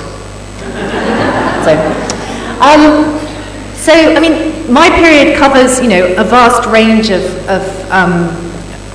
issues which are still kind of very live today, and I think it's important to think of these issues as being live rather than relevant, because relevant suggests a kind of proximity, and I'm not sure that proximity is necessarily the right word. One gets kind of terribly lost sometimes in trying to understand the period I work on. It's impossible, as I said, to ever understand who these people were, but it's in getting lost that you kind of find yourself. And in terms of, what the Romans gave us, they gave us all sorts of things. They gave us concrete. But, yeah, right? You couldn't build the Hoover Dam or the Panama Canal without concrete. And yet, understanding that it was, had its origins in Rome doesn't help you very much. And I think in some ways, understanding that Christianity had its origins in Rome doesn't help you very much either. Understand modern Christianity. So I think we've got to think about exactly sort of how we join the dots from the ancients to us. And for me, what I find more helpful, rather than think about, events that happened in antiquity as being important to us now, or things that they invented that somehow we're still dependent on, I like to think rather actually in terms of kind of the layers of reception and appropriation that take us back from now right back to antiquity. So as a last example, I'm an art historian, and for me, when I think back to ancient Roman art and ancient Greek art, one can't make sense of ancient Roman art without understanding what the Renaissance did to that legacy. The Romans way back in ancient Rome were already taking Greek culture and turning it from just byproducts, turning statues from things they made and put up in sanctuaries into art as we know it. And then, Constantinople takes Greek and Roman culture and makes it foundational to its culture. And then you have the Renaissance that takes all of that and kind of, makes it foundational to humanism. And it's in sort of going back through those layers that I can kind of begin to understand kind of what it means to be a civilized person today, with all of the kind of problems and advantages that brings with it. So I think, I'd like to say live issue rather than relevance. And I'd just like to raise one last point, and that is that we tend to get terribly serious sometimes about kind of why the ancients matter. They matter because of democracy, they matter because of imperialism. But I'd also just like to add that they matter in terms of quality. So, if you think about Plato, or you think about Homer, or you think about the Riace bronzes, these beautiful bronze sculptures that were found in the sea in 1972 off Italy, they're absolutely, the epitome in some senses of their genre. They're extremely beautiful, staggeringly complex products. And I think beauty and quality is sometimes something that we underestimate.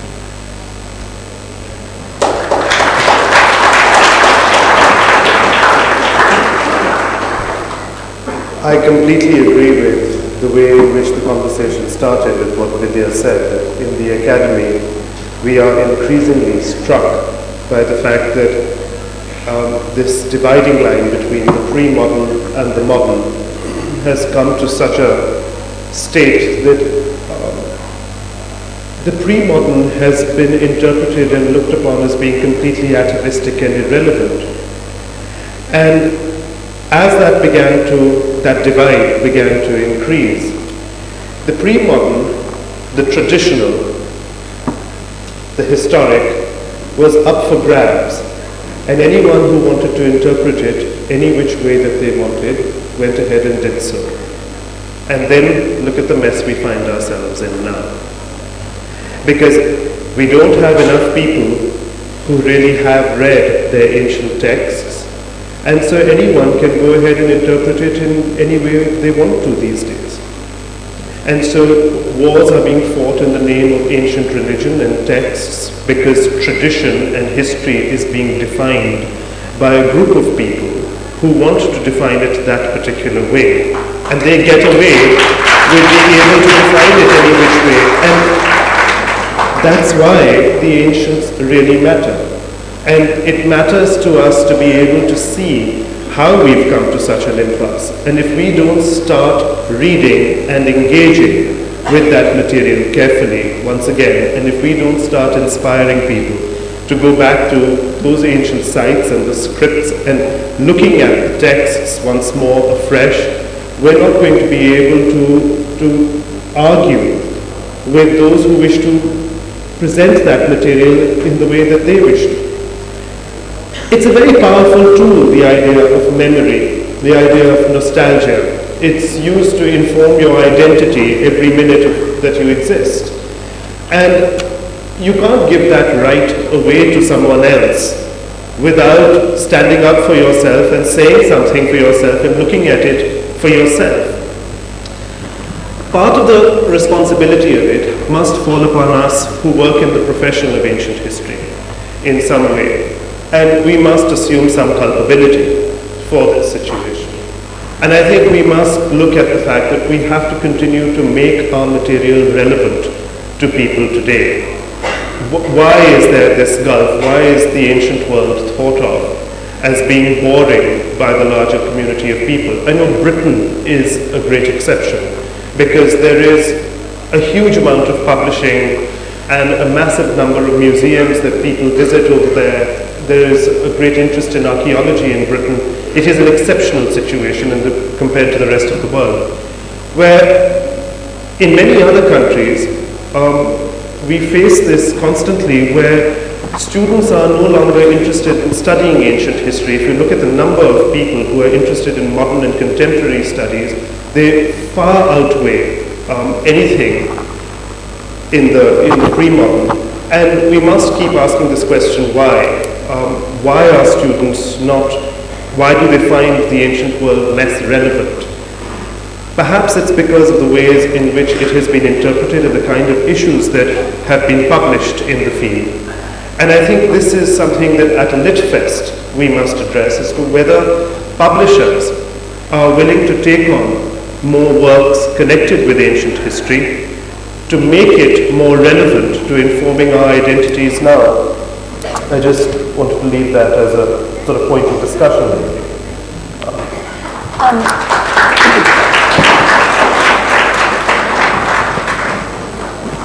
Perhaps I could start with the first question, which was addressed to everybody, but maybe even more to you.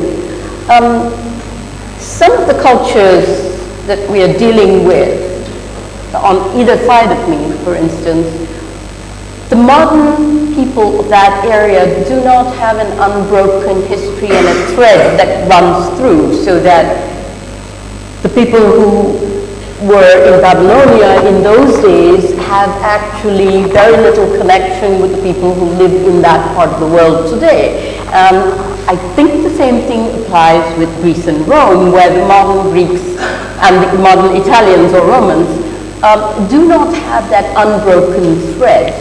While in India, the scenario is different. The Ramayana and the Mahabharata are as relevant today, maybe even more so being used for political reasons, but it's as relevant as it used to be before. So in a way, how does that color the picture? Does it color the picture? Might you, Don, want to pick that up just for the Indian part of it? Well, the first question is which Ramayana and which Mahabharata and whose Ramayana? I mean, I think the question is, I think if I'm living in Indonesia, it is as much my Ramayana as much as it is if I'm living in Ayodhya. And I think that's what needs to be understood, that inheritances of the ancients are legacies that we all have. How can somebody who lives in the northwest frontier or live in Mathura be oblivious to the fact that he has a huge amount of Hellenistic influence that has come into their culture at some point? So I think these things, the apathy that is constructed between a constructed apathy, really, for the people of Afghanistan to not bleed when the Bamiyan Buddha is demolished, is something which is symptomatic of the fact that we are forced to identify with a certain history as being that of our culture, and other histories as not being those that don't inform my identity and don't inform my culture. People selectively choose the histories that they want to construct themselves. And I think in India this is ever more present, that we are being reminded about a certain group of texts that inform our identities, and a lot of these are quite modern phenomena by which they've become pressing in our mental makeup. Whereas certain other texts, which might have been equally compelling, have dropped out of our imagination and are not as well known, but were perhaps very well known 200 years ago or 300 years ago, which many Indians read. How many people here read the Yoga Vashisht today? And the Yoga Vashisht was a text that was very commonly read as the fundamental text to impart ideas of philosophy before the Bhagavad Gita became so popular in the 18th and in the 19th century. So I think there are texts that have fallen out of favor, and certain other texts have been brought back in.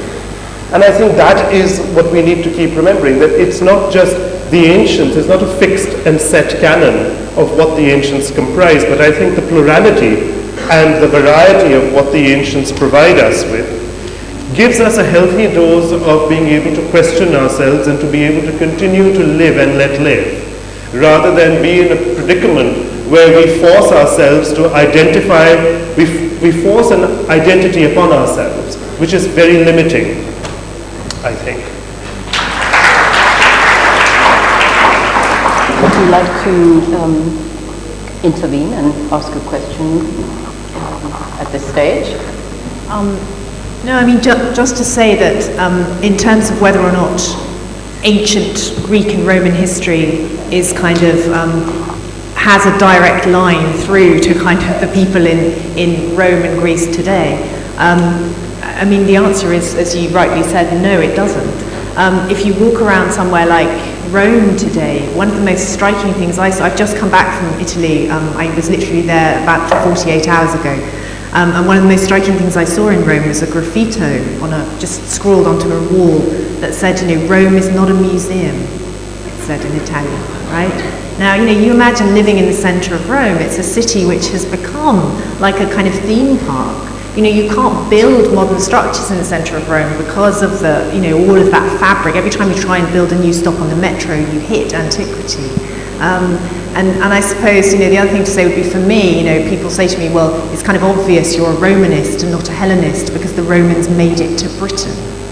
It's your culture. I mean, what kind of, that's a kind of offensive, sort of a terribly offensive and difficult thing. And, the bottom line is it's not, Roman Britain in the 1st century AD was a world apart from Roman Italy in the 1st century AD, right? And it's that cultural difference that for me is far more interesting than any sort of absurdly flattened sense of homogeneity. Well, if you take the case of if you take the case of Iraq, my view of it would be that people can feel some adherence to the heritage of the land in which they live, whether or not there is a technical biological link. And in Iraq, there's a good range of possibilities.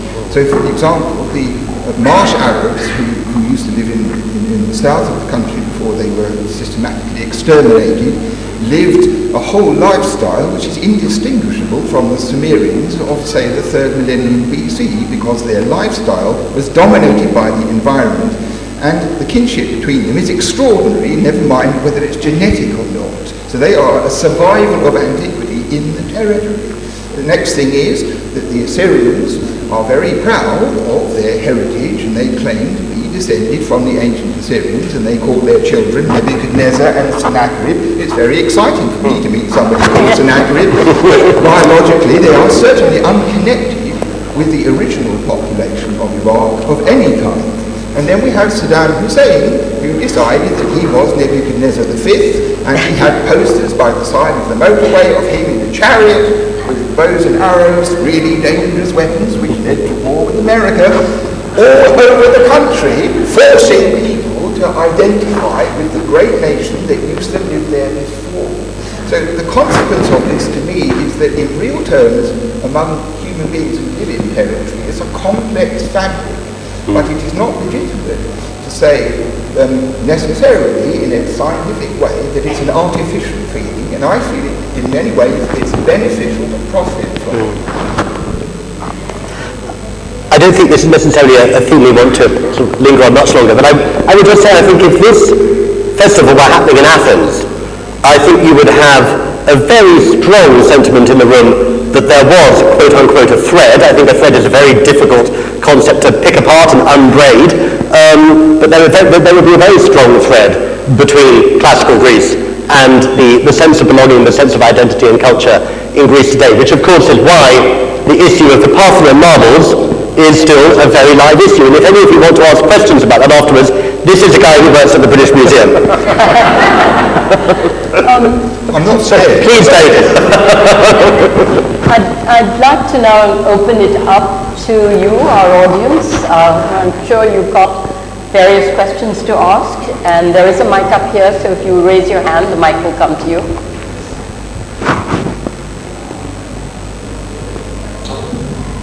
My question is for Caroline. You talked about Roman history being cycled through to Constantinople and so on and so forth, when we get to today. If you were to go in your TARDIS and go back to Rome and meet your equivalent you in that time, they would probably look at their history as being cycled through several different, I guess, periods in reaching where they reached. What would that be? Do you have some idea of that? So the final point was where would I end up, or right, looking back. I mean, it's interesting. If you wanted an ancient equivalent of me, that's a challenge, isn't it? I mean, the closest probably in terms of looking for a figure that is interested in Greek art, really, which is would be someone like Pliny the Elder. And the idea that Pliny the Elder was like me is an absurd kind of, and that sort of distance is already quite interesting to think with, I think. So who is Pliny the Elder? He's an elite Roman man, sitting there in Rome, trying to make sense of the fact that Rome, part of Rome's imperial expansion, has led to it being full of Greek sculpture, Greek artifacts, and trying to kind of quantify that. He basically writes the first encyclopedia in some senses, that's what it is. And as part of that, that's when he talks about art. So already you can see that he's not an art historian like I am, because he's writing art history within a very different kind of project. And so what would you think of the fact that his text that he produced and was labouring over until he died, that text then became so foundational for Vasari writing his lives of the artists in the Renaissance, and then for Winkelmann writing his history of art in Germany in the 18th century. And then, I couldn't sit here and do what I'm doing without Vasari and Winkelmann. But my goodness, that's not a direct link. Vasari doesn't really share anything at all with Pliny, or not very much, except an interest in artists. But Vasari's interested in artists' lives, Pliny's interested in artists' names. And then Winkelmann's interested in kind of trying to put the remnants of Greek art into a historical context, which I suppose is a bit closer to me. So I think the answer to your question was that they would be sort of astounded and confused and sort of amazed at how one could get from where they were sitting in 79 AD through to here. And the fact that I'm talking about this where in Jacob is another facet of that, I think. I'd just like to say, if you've got this TARDIS and you don't know what to do with it, I would know exactly what to do with it. I would know where to go, and I know exactly the question I want to ask. So we'll talk about that later.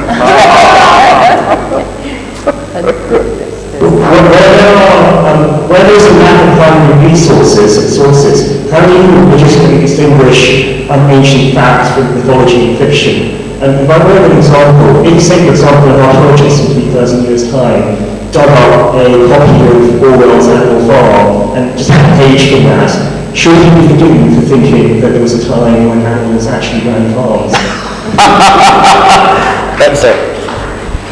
That's a great one. And I would be the first to admit that one of the exciting challenges of doing archaeology is that there's never enough information. What survives is a minuscule fragment of what was out there.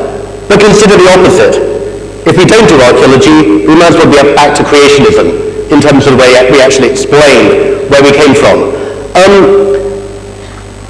The more positive answer to your question, I think, is that, well, you mentioned the difference between archaeology and myth. Let's look at a classic example, Troy. Troy generated probably the archetypal myth of the Western world. We've been excavating at Troy for about 130, 40 years now. We can categorically say a lot of stuff about what did and didn't happen there, how Troy came into being. It also sheds a certain amount of light on the kinds of questions we can and can't ask. We're very bad at looking for Trojan wars. We're very good at understanding what Troy was, how it operated, why it came into being in the first place, and why it continued, as part, in fact, of the classical tradition, right the way through and beyond antiquity. Does that help to answer your question? I think Irving would like to. Just a moment. This animal farm manuscript appears. What would actually happen is this. Scholars would get to work on it. And the first thing would be that someone would say, well, you can't read this literally, obviously not. It must be symbolic, and that these are human beings in animalistic clothing. Then there'd be a discussion of animalistic religion and all this kind of thing. There'd be reconstructions of the farm with all the shrines in it and all the special rituals that were enacted, and all sorts of questions about the world would be extracted from it, none of which had anything to do with the original. Yes. You need this. Where is the mic? Yes. Yes. I can't see them very clearly. Yeah. I have a comment more than a question. Oh dear. Good. Let's see where they're from. Well, it's a question based from maybe what Kamal was saying, because I have a son who is reading the classics at Oxford University. And from what you were saying, I mean, it's the reason why I'm attending this session, because why ancients matter did not matter to me before my son opened up my mind to this. And that is, I'm just trying to say about the publications and, you know, the first baby at Oxford University, the president of the college said, oh, you're Indian and you come to read the classics. And that's really great. And so, and you know, just for youngsters to open up their minds, I mean, my mind is opening up now. Thank you for that comment. Maybe we could go on to, we've got very little time, maybe we could go on to questions. This is really a question for Caroline. These conversations very often, not only on platforms, but between people, come down to, in the distant past, people were exactly like us. In the distant past, people were so different from us, we don't know what we'd think. And you said quite dramatically, that if we could chart this back to Pompeii, which we do visit, and we see water fountains, and we see shops, and we see brothels, a lot of things that are legible to us, you said we wouldn't have a clue. And I just wondered what it is we wouldn't have a clue about. No, it's a good question. And the answer is that, you know, the minute you step out of your TARDIS onto that Pompeian street, you're right, it is going to look pretty familiar. But actually, what you sort of, you know, kind of might forget, because of the fact that you've got little shops there selling soup out of little bowls and kind of, you know, next to a bar, next to a whatever, is that actually this is a society in which, you know, A, it's a slave-owning society, B, it's a society in which kind of, you know, what's the average lifespan? Well, actually sort of, you know, 30 to 40. It's a society in which, you know, you've got, in terms of religion, you're in a polytheistic society which is completely unlike your own. And so in terms of actually how you look at that world, you're looking through, you know, through a whole kind of filter that is completely different from what an ancient Roman filter would have been. It doesn't mean to say that you don't have some sense of shared humanity that can't appreciate the same sorts of pleasures and feel the heat of the same sun, but you are inevitably distanced by the fact that, you know, you are from a completely different culture and universe. Just to say one thing about the comment from the back before, that actually, you know, I wouldn't be too harsh on the educational system here. I learned Latin at school really as an act of rebellion against my dad, who wanted me to be a builder like him. And I went off to Cambridge to read classics, thinking it was Latin. I didn't know anything about ancient history at all because I've never been taught any. And they are barely in an art gallery. There's a gentleman just behind you there who's been raising his hand. Yes, the question is for Professor Abuja. When I studied at Columbia, I was an engineer, but I had to study philosophy.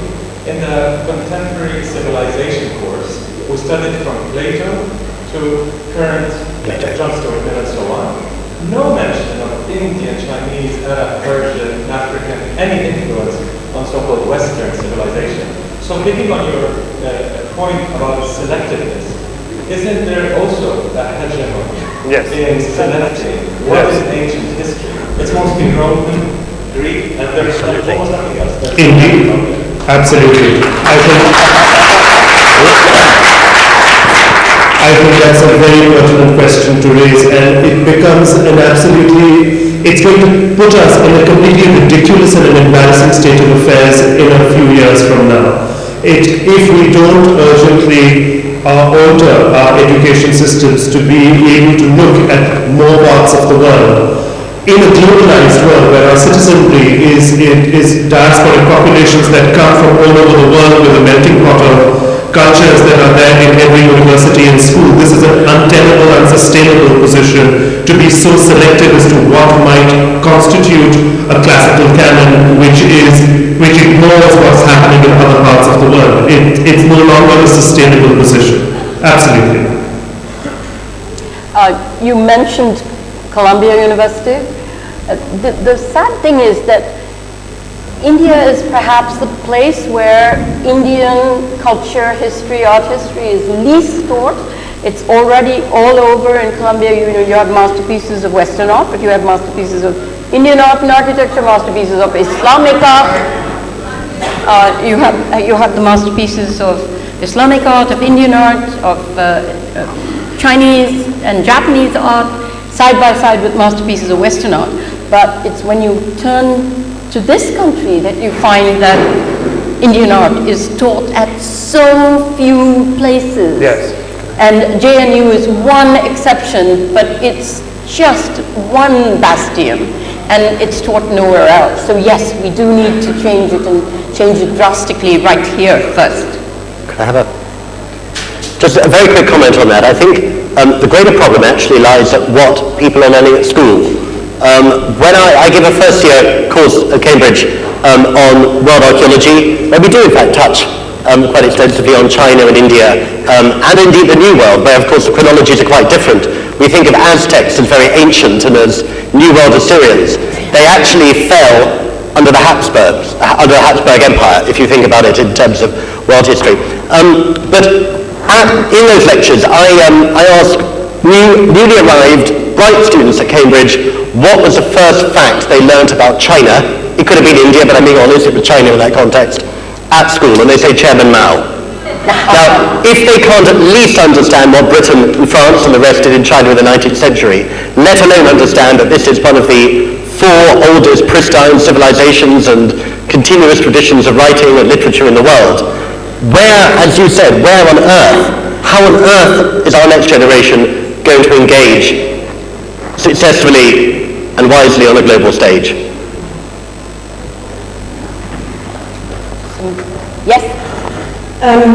This is in response to Naman. I'm from Australia, and in Australia the departments of ancient languages are being closed because the money counters can't work out how to make a profit from them.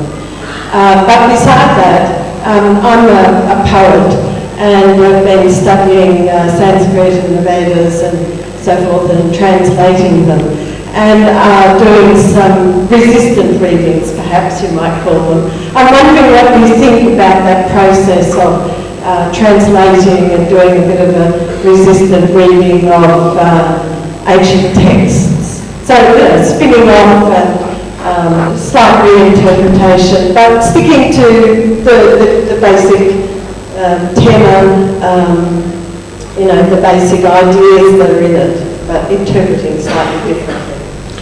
The closure of departments all over the world of history and languages is one of the strangest things that has been happening. And I know that in particularly in Germany and Austria, and especially in Germany actually, it's been a very serious matter, and the German Academy has been trying to get the world to take more attention, pay more attention to this fact.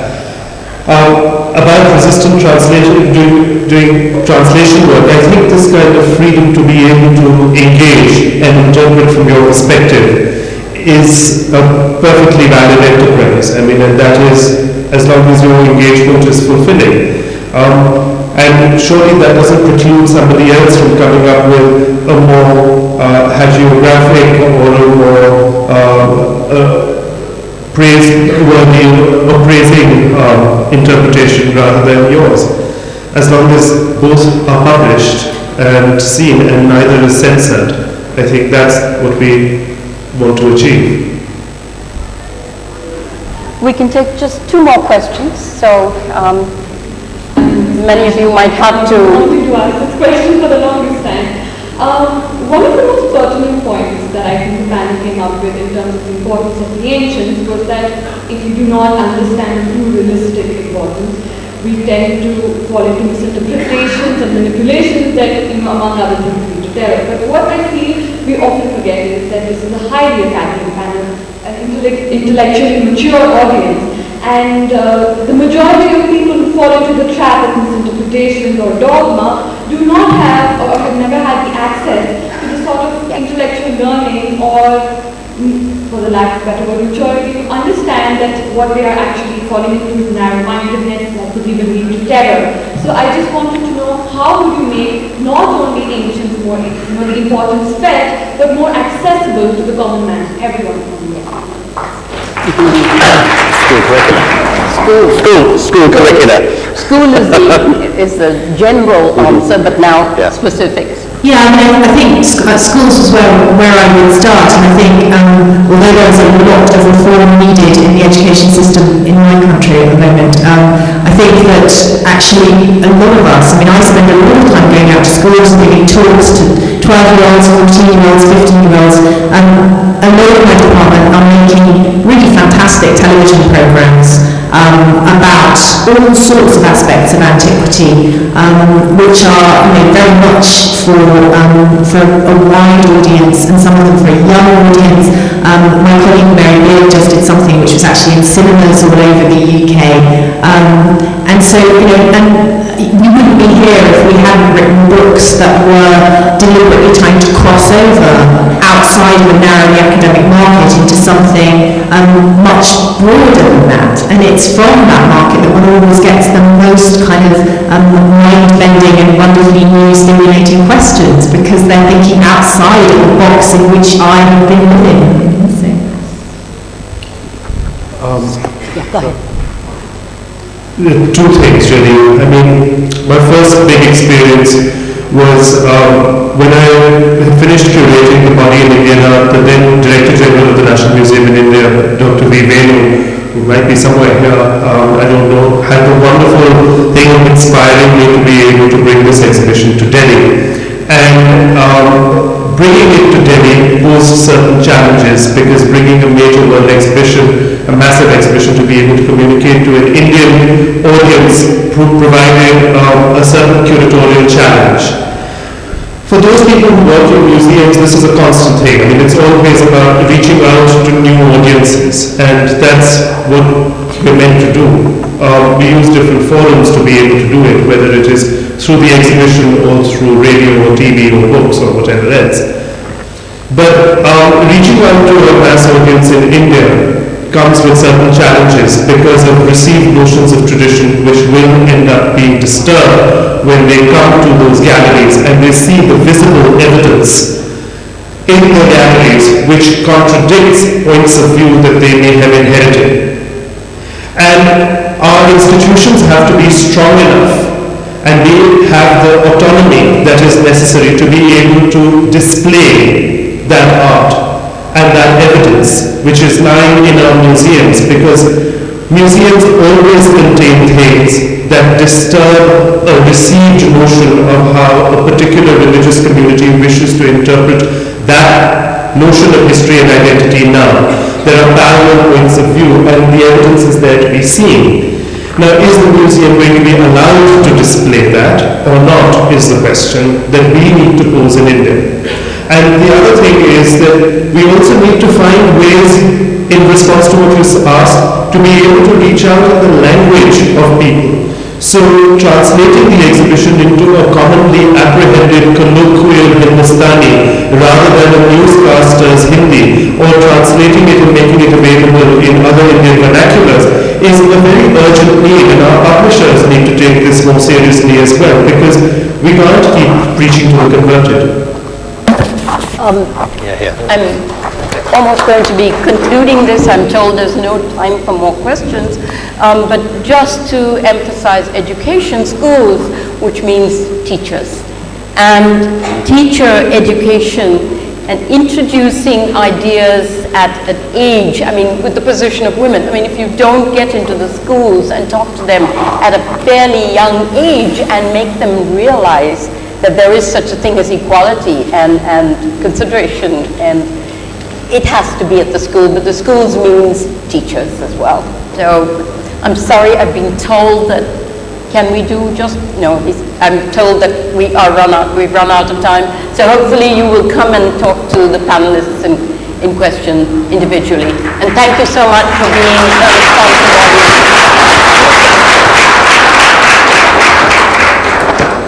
Thank you, Lydia, for moderating this wonderful session with our speakers, Irving Finkel, Cyprian Budbank, Caroline Wout, and Naman Adhuja. It has been really insightful, and we thank them for being here.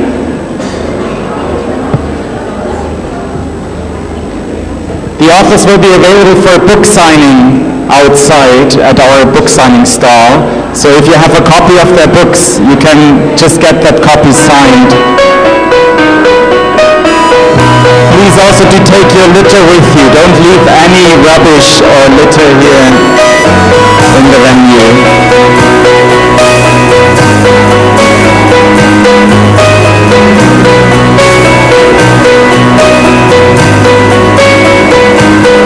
This session was sponsored by Amity University. We are very grateful that our sponsors make these conversations possible. So thank you to Amity University to sponsor the session on why ancients matter.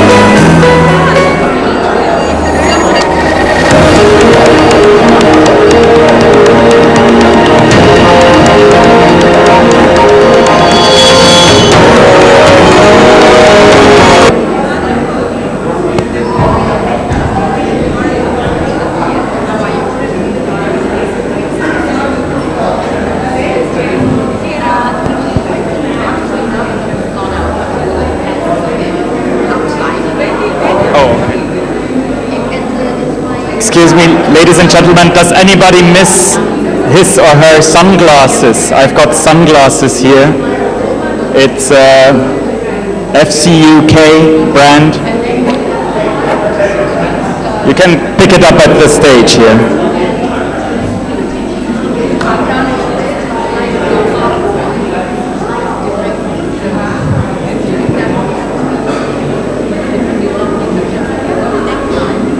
Our next session, Alphabet Soup for Lovers, will start in about 15 minutes. And there's one more announcement I have to make. The session afterwards, Literature versus Cinema, Influence in Shaping Beauty Ideals, will not happen here in Baithak, but it has been shifted to Mughal Tent. So, Mughal Tent, 1 hour later. So, Literature versus Cinema, session number 88A, will be happening in Mughal tent from 2:30 till 3:30. And it will substitute the session Negroland, which will not happen. Negroland has been cancelled at Mughal tent, and instead the session Literature versus Cinema that was supposed to be here will be at Mughal tent.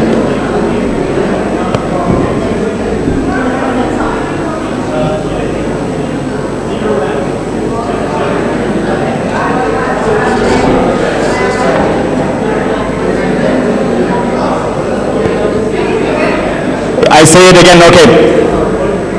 Session number 88A, which was supposed to be here, Literature versus Cinema, Influence in Shaping Beauty Ideals, with Javed Akhtar, Shashi Tharoor, Anuja Chauhan, and Nandana Devsen, will not be happening here. It will be next door, so to say, at Mughal tent. And it will not happen at 1:40, but at 2:30. It substitutes the session Negroland. And Negroland is cancelled. Session number 91 is cancelled.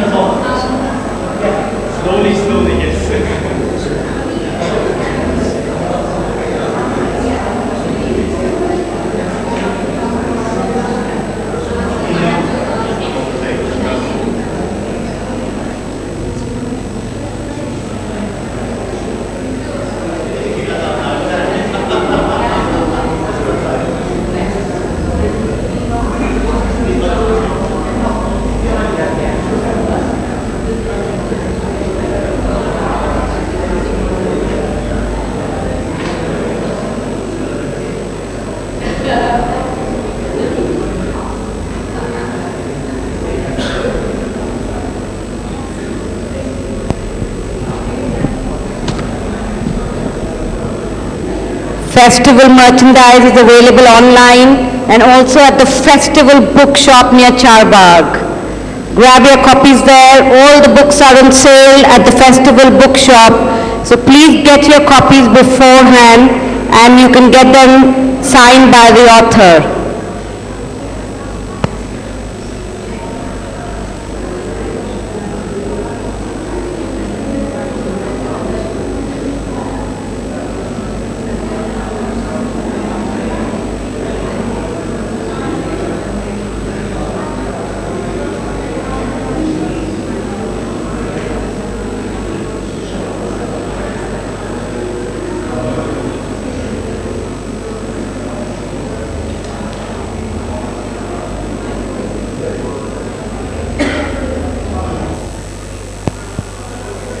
Win a chance to win JLF goodies. Tweet using hashtag ZJLF. The more you tweet, the more points you would get. Exciting prizes are up for grabs. For more detail, visit the information desk.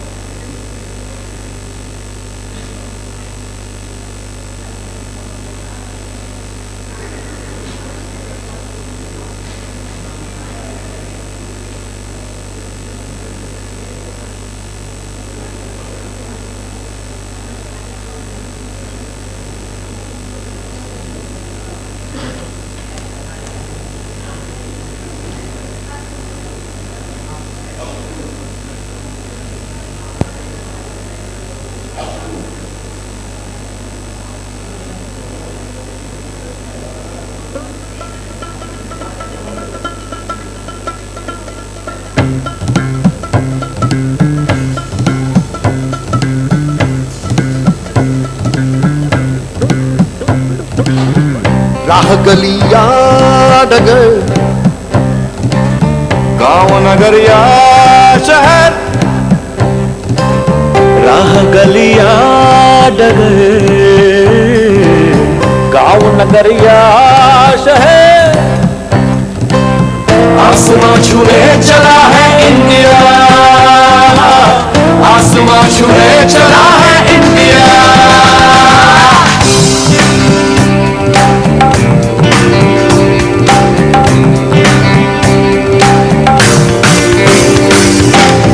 दिन हो या शाम या सहर, स्वच्छता है एक लहर। दिन हो या शाम या सहर, स्वच्छता है एक लहर। ये लहर उठा चुका है इंडिया, फैसला ये कर चुका है इंडिया। बनेगा बनेगा बनेगा बनेगा बनेगा बनेगा स्वच्छ इंडिया, बनेगा बनेगा स्वच्छ इंडिया।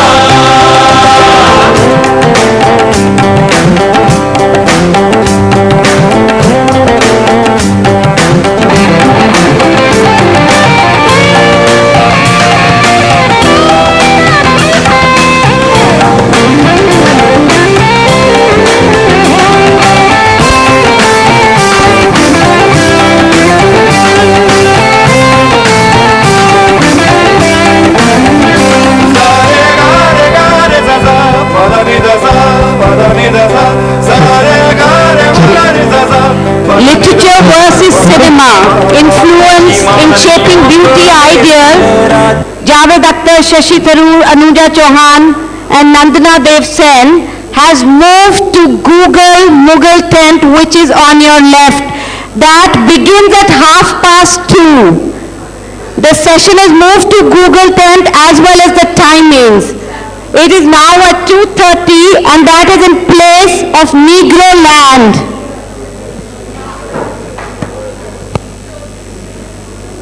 छोड़ना होगा कोना कोना Negro Land at Google Mughal tent, which was to take place at 2:30, stands cancelled, and literature versus cinema influencing in shaping beauty ideal moves to Google Mughal tent, which starts at 2:30 now. We have a break at Baithak from 1:40 to 2:20. That session has moved to Google Mughal tent.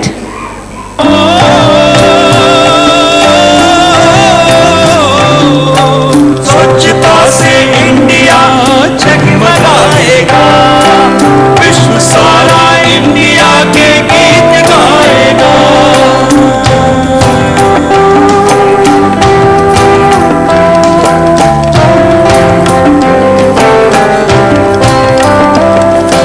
बेटियां school में गुनगुनाएंगी,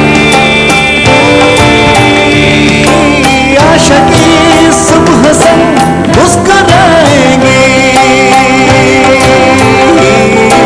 बेटियां school में गुनगुनाएंगी, आशा की सुबह के साथ मुस्कुराएंगी।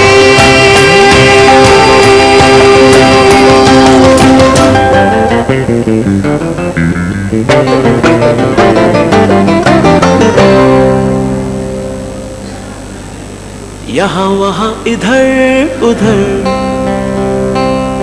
जहाँ भी जाएगी नजर, कह रहा है ये सफर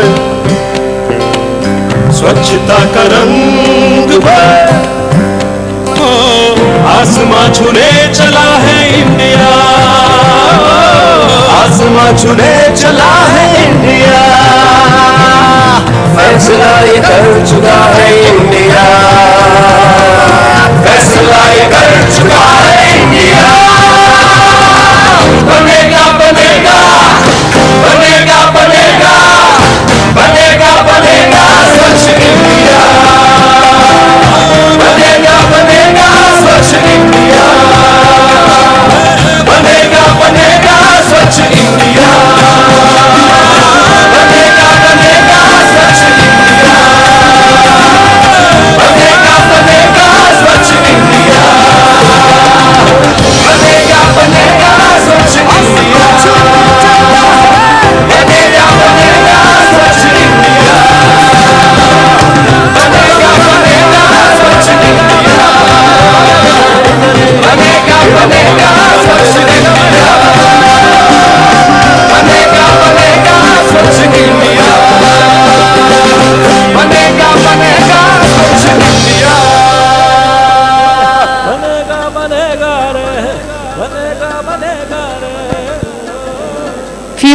house rules.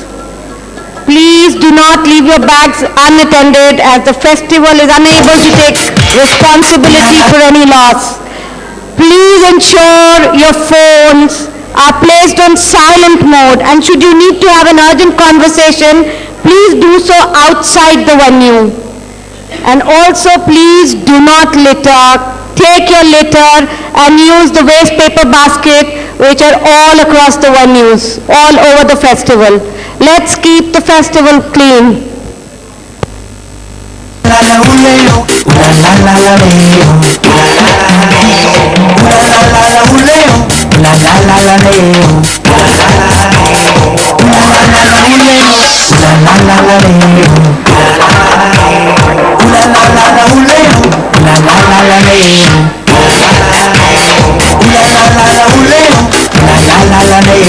The original social network. Kingfisher, the king of good times.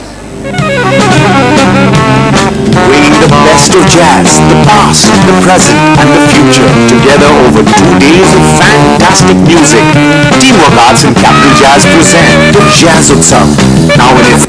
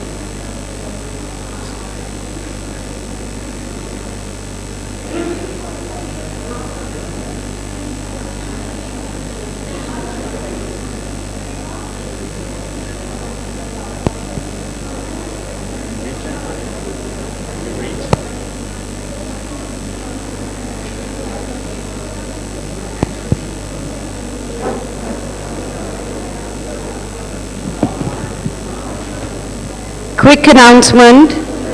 Session number 88A, which was to start here at Google at Baithak, Literature versus Cinema, Influence in Shaping Beauty Ideal, which was to take place at 1:40 at Baithak, has now moved to Google Mughal Tent at 2:30.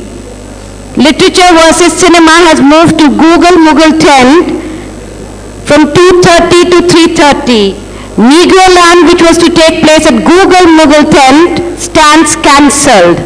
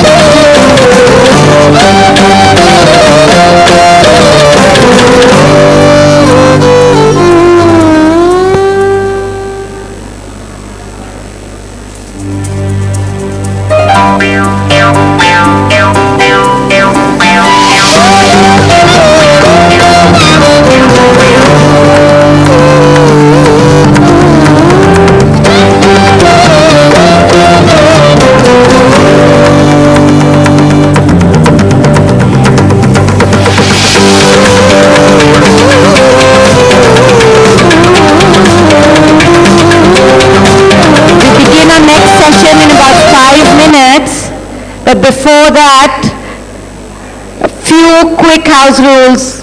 Please keep your mobile phones in silent mode, and if still you have to use it, please go outside the venue so that we do not disturb the authors, speakers, and the others listening to them.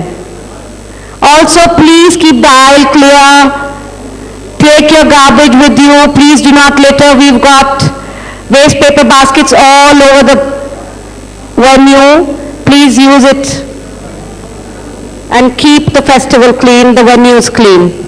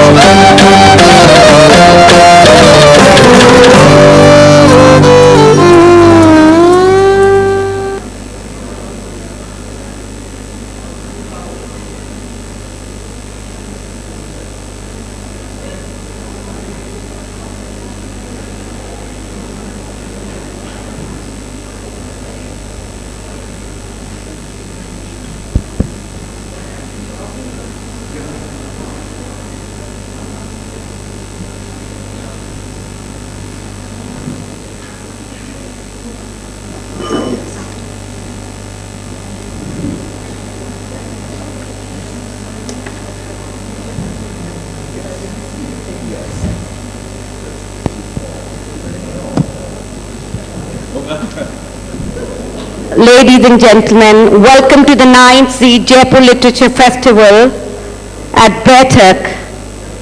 We are delighted to introduce Alphabet Soup for Lovers, Anita Nair in conversation with Ashok Ferry.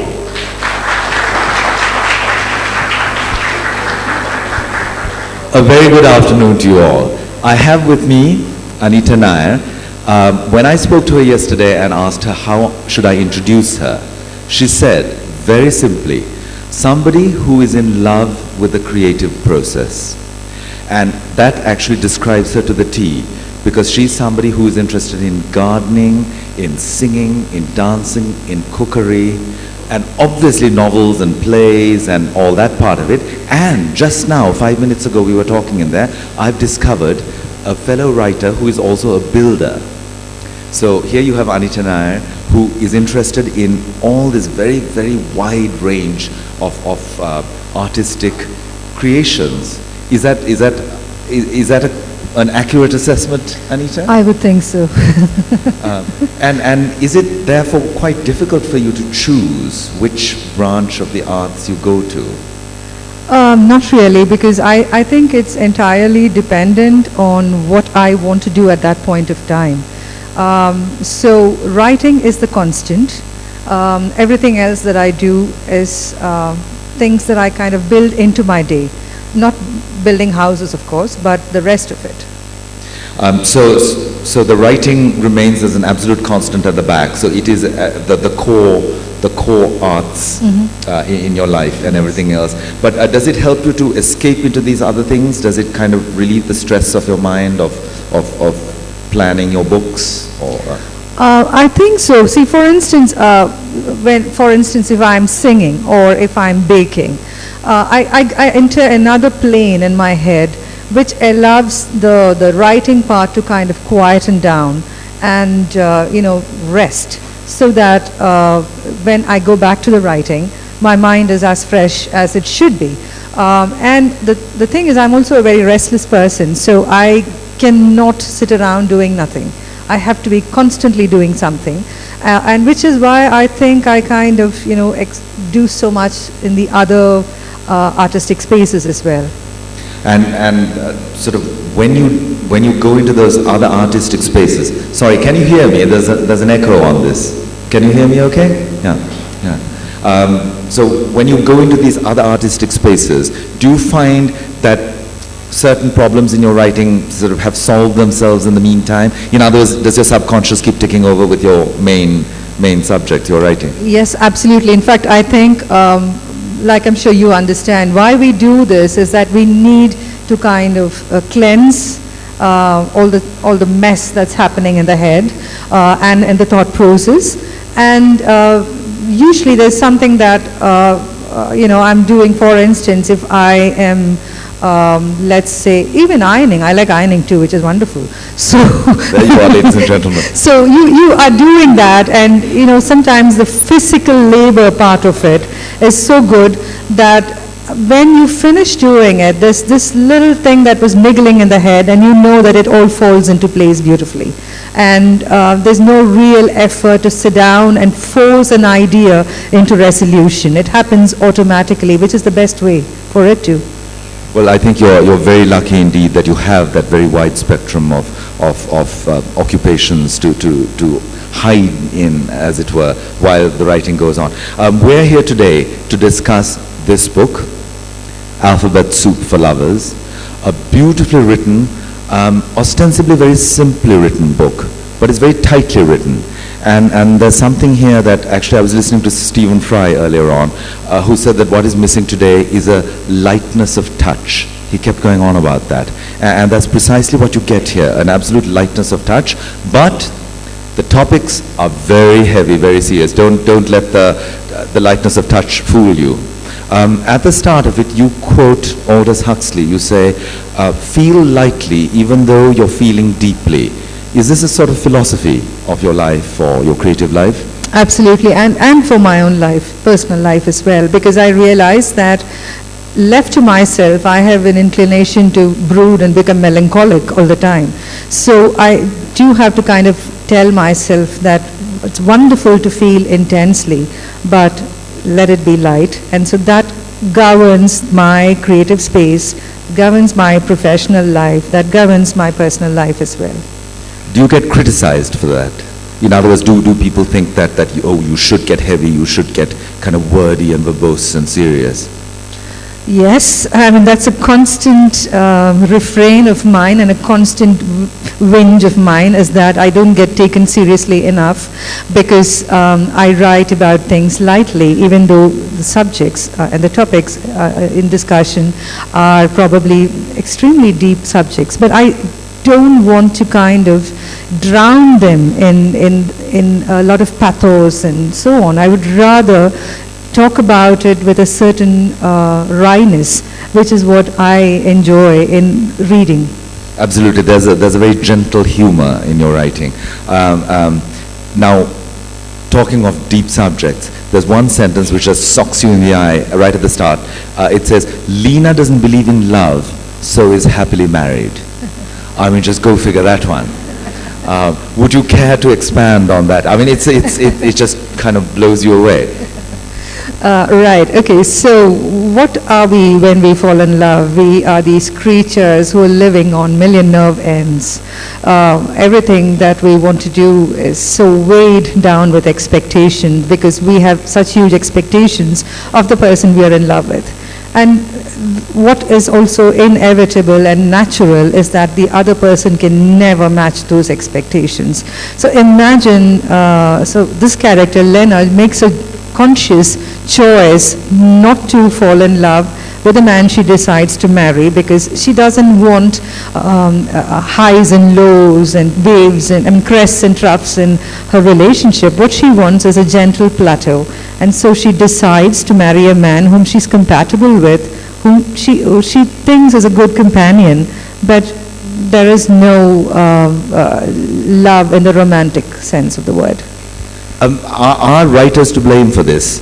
Do writers write these very improbable and impossible love stories where people fall in love and ride off into the sunset? Is that the reason why we have such high expectations? Are we to blame for our own Yes, mess? I think for God knows how many centuries, but writers and poets and painters and all of us have always built this edifice to love and made it seem like this ultimate holy grail, you know, and once you have it, you think that everything in life is going to be wonderful. But that isn't the truth. Love is as tenuous as food, which is the other, element in the book. And that is something that I've been talking about again and again, saying that just as food, love too is satiated at a point, but it needs refreshing it every few hours or every few days or every few months.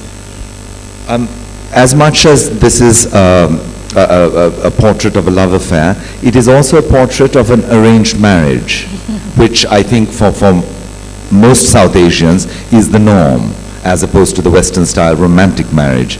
Would you care to comment on that and what are your feelings on that? Well, it is arranged, it's an arranged marriage, but it's also a marriage which is the new norm now, where, you know, you kind of fall in love with a man that your parents pick for you, and so in your mind you've kind of said, okay, this is not a traditional marriage, but this is somebody whom I have chosen for myself. But it's basically this wonderful thing that we are good at, compromise, you know, so the story of most arranged marriages in India, the way it is right now, is one of compromise, where you choose to delude yourself into imagining that this is what I wanted for myself.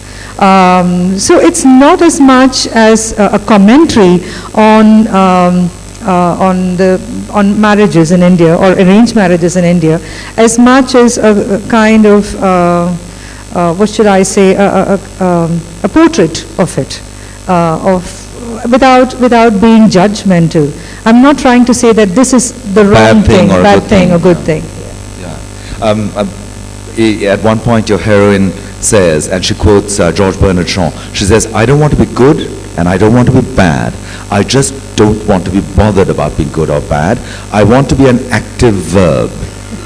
which is a brilliant sentence, even though it is from somebody else, but nevertheless. Yes, the thing is, I think we spend most of our life trying to be good and trying not to be bad, and we forget that we have to live life.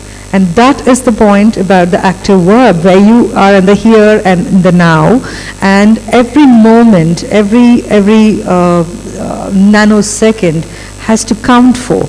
And in fact, this book, to build on that, I was actually trying to experiment with a form which is basically, and I've been saying this again and again, not many people have been getting it, but it's about trying to create a dream-like novel.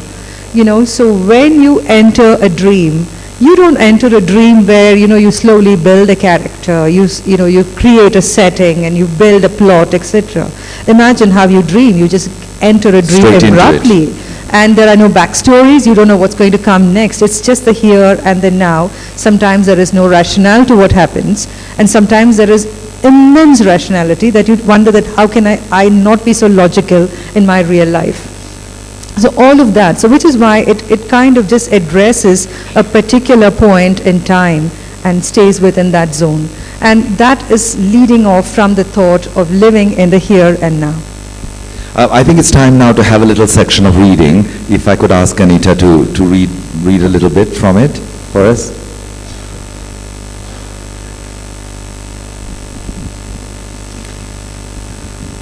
That actor, he's an odd sort of fellow, KK says, buttering his toast carefully, precisely 1 centimeter away from the crust.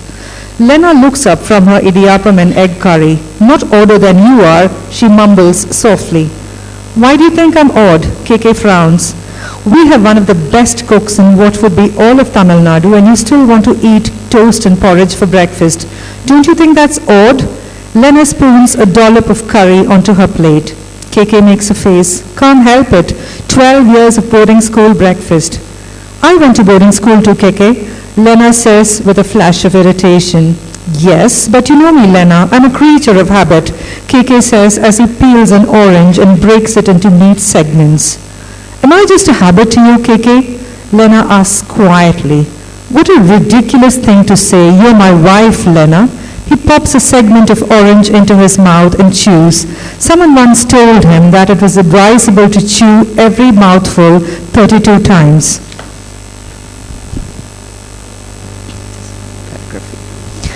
Lena wonders how anyone who sounds so reasonable can make her want to empty a tureen of egg curry over his head. Even if she does, he will reach for the boiled egg precariously resting on the top of his head, wipe it clean with a tissue, and eat it with as much enjoyment as if she had served it to him in an egg cup. There is no riling Keke.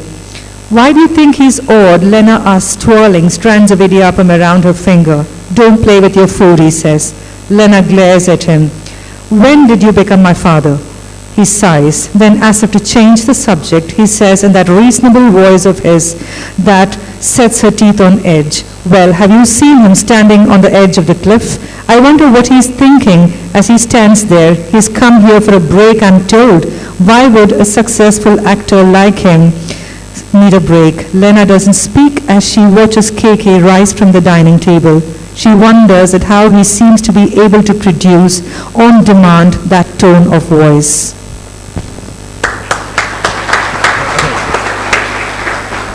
Thank you very much, and that illustrates beautifully what we've just been talking about. I mean, that the gentle kind of relationship that they have, which is neither there nor not there. Tell me one thing. I don't want to spoil it for readers who haven't read the book, but did you have to change the ending? Not really, because I did, just when I was about to start writing this book and I was talking about it with a friend of mine, she said, for once in your life, can you give me a happy ending? And this friend of mine is somebody who is not very well. And I said, well, I will do this for you, but I'm not so sure how happily it's going to end, but I certainly will give you a happy ending. Now, one of the other charms of this book is that you have a parallel story going on below stairs, as it were. There's Komathi, is that how you pronounce it? Komathi the cook, who is recovering from a previous love affair, and sort of, which is ancient history, with somebody called Rayar, Would you like to explain why? I mean, one is very tempted for her to run off into the sunset with Rayar, but she doesn't. Is there a rationale behind that, or was it just realism? Yes, I think, on the one hand, you have the story of Lena and Shulapani, which is this absolute wild romance. I met this journalist yesterday who was telling me all of us are waiting for a Shulapani in our lives. And, but you also have Komathi on the other side, which is like this large dose of realism that sometimes love affairs don't end the way you want it to. And it can just run away from you, and you can do nothing but stand there and look helplessly. And so to highlight in both the Komathi story and Lena's story, I mean, they kind of work in contrast to each other. Yes. And that kind of heightens the experience of what they're going through. Yeah, beautifully put. The other thing about this book is that it is essentially, it is almost a cookbook. For somebody who's who's unaware of South Asian cuisine, every chapter has a different letter and a different either type of food or a recipe or whatever. It's beautiful. So obviously you are a cook. That's the first thing. Yeah, but it is the lessons of love through cooking, which is the beautiful part of it. Right. So there is a bit of history to this book. So last year at the Milan Expo, they had picked me as one of their global ambassadors, and the subject of that was food, sustainable food for the planet. So my Italian publisher asked me if I would write a food-based short story. And I said I would do that, except that I said I would have to decide what I'm going to be writing, because I can't write to order.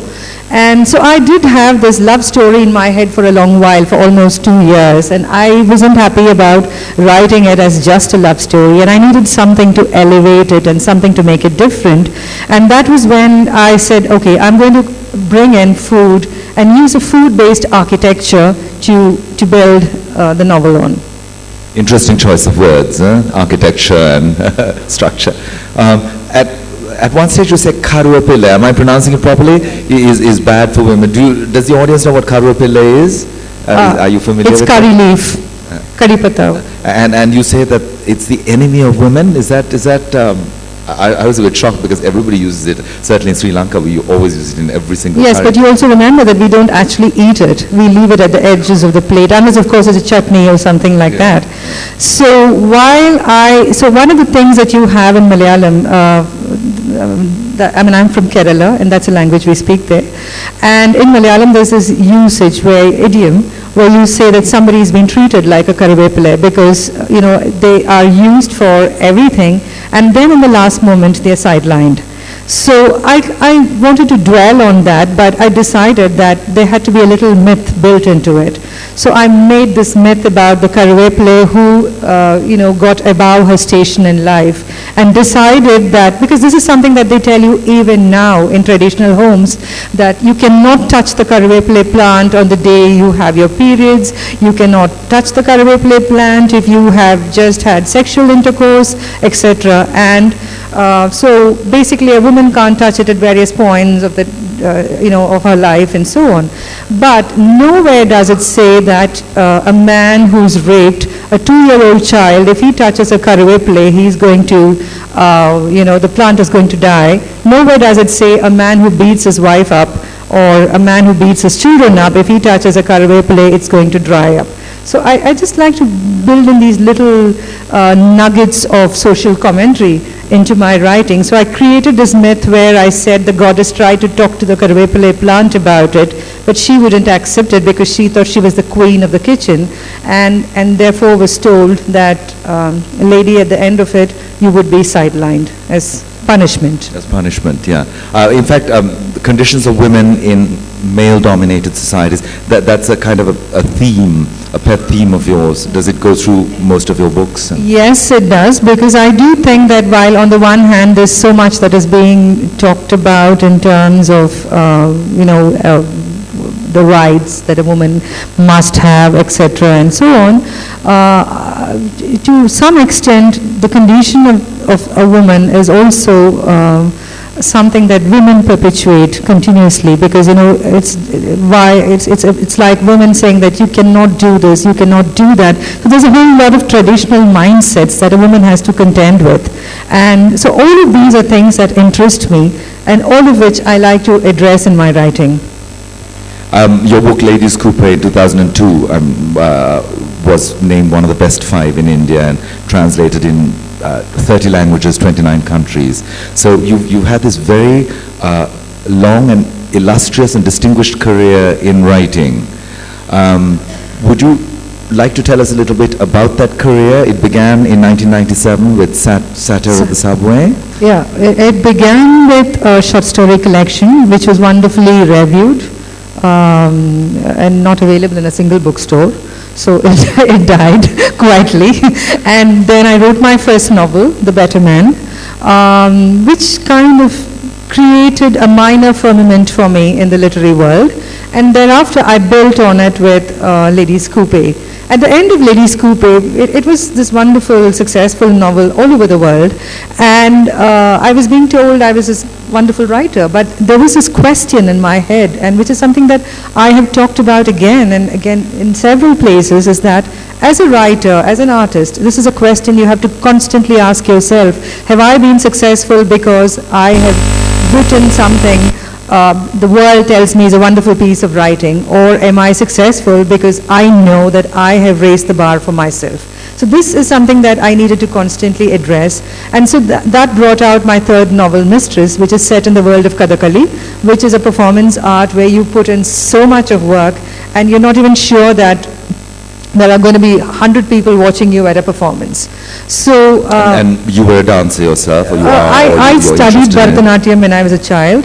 until I was about 17, I did study Bharatanatyam. But when I went into the Kathakali Institute, because again, it's a very male-dominated institute, and the one that I went to in Kerala is run by the government, where I was told very clearly, we do not like to, liberalize our education. So what you could do is come in as a short-term student, and there's no way you can learn Kathakali in 3 or 6 months. You need at least about 8 years. But for an understanding of what I was doing, I needed to be there and immerse myself in that world. So it helped that I had a dance background. Over those years, I was counting, you probably have, I'm not sure, you will know better than me, 14 or 15 books. Does it work out at roughly about one per year? Or, yes, it's worked out almost one per year, because though in some years where I've lost count actually, I don't know whether it's 16 or 17. Yeah. There are 5 children's books, and there's a collection of essays, there is a short story collection, there's an anthology I've edited, there's a book of poetry, 6 novels, there's a translation I've done. So what happens is that, especially when I'm working on my novels, I tend to also work simultaneously on something else. It's just to kind of... It's the way your mind works. I can't just stop with one project. I need to be doing multiple things. Yeah. So that process of writing, tell us a little bit about that, because I think you're quite unusual in this. I don't think there are many writers who are able to work at different levels simultaneously. Just tell us a little bit about, your day. Okay, I'm a very morning person. I wake up very early and I start writing in the morning. I think what allows me to tackle multiple genres or multiple kinds of writing at the same time is that I also write in longhand. So I have different notebooks for different kinds of writing. So I have a book that I write my poetry in. There's a novel that the novel is always written in a 5-subject notebook, and so on. So, the moment, and I have different pens for everything. So the moment You write longhand? I write longhand. Oh, good on you, like me. Yeah, so it helps me to just switch persona, genre, everything by just switching the pen and the book. And I don't know, I just guess, I went to a Kendriya Vidyalaya, which is, if you know, is a central government school, where we packed a very huge day, a lot of things into regular school day. And I think that stayed with me, where I'm able to actually use my mind in different ways at the same time. It's a kind of training, I think, more than anything else. And so I seem to find the time to do everything. And also because I am not somebody who can just sit down and do nothing. Even if I'm sitting down and doing nothing, I'll probably be thinking up something, so. That creative process keeps going on. One of the charming things I learned about you is you have this house in a very isolated part called, in a village called Munda Kottu Kursi. Have I got that right? Kurshi. It's a bit of a tongue twister. Tell us a little bit about your life there. Right. This little village is in the middle of nowhere. I actually celebrated this village in the first novel I wrote called The Better Man. Like I said, that nothing happens in that village there. In fact, it's not the birthplace of a Mahatma or a movement. There's nothing there. People live, are born, they live, and they die. That's about it. And I like that wonderful space where there is absolutely no attempt to be anything else than what you are. So my parents live there, and when I go there every 6 weeks. When I go there, of course, I regress to being a child, because my parents still treat me like I'm 7 years old, and which is wonderful. They take all the decisions about what time I should wake up, what time I should eat, what time I should go to bed, etc., which allows the creative person in me to flex her muscles and just be creative and not worry about running a house or doing an interview or something else, So it's also a very remote village. So there's very little happening there. We don't have a movie theater. We don't have a supermarket. We have nothing. But you do have a post office. I do have a post office. I own a post office. She owns a post office. In fact, the village post office is located at the bottom of my garden, and the building is mine. So I inherited it. It's not mine. I inherited it, and so I now have I also own a post office. You also have a roof that leaks. I also have a roof that leaks because, like we were discussing earlier, I was trying to get into some traditional architecture there, and realized how traditional architecture is wonderful, but it's wonderful and cool, but it also leaks. We were saying earlier on that what a shame this was about books and not about building, because both of us were far too interested in building. What is it about Kerala that inspires you? Everything about Kerala inspires me. In fact, the moment I arrive in Kerala, whether it's by road or air or train or whatever, the moment I land on the ground there, and there's this difference in the air. There's something different in the air. It's not that it's cooler or anything. It's not like the air is fresh, but it's just that there's this multitude of green that you see, and green is a favorite color of mine. And so when I see that, I just feel, very alive. I feel it's this fecundity that you see around you, and it kind of triggers my thoughts and my thinking process. And I think that's all how it begins.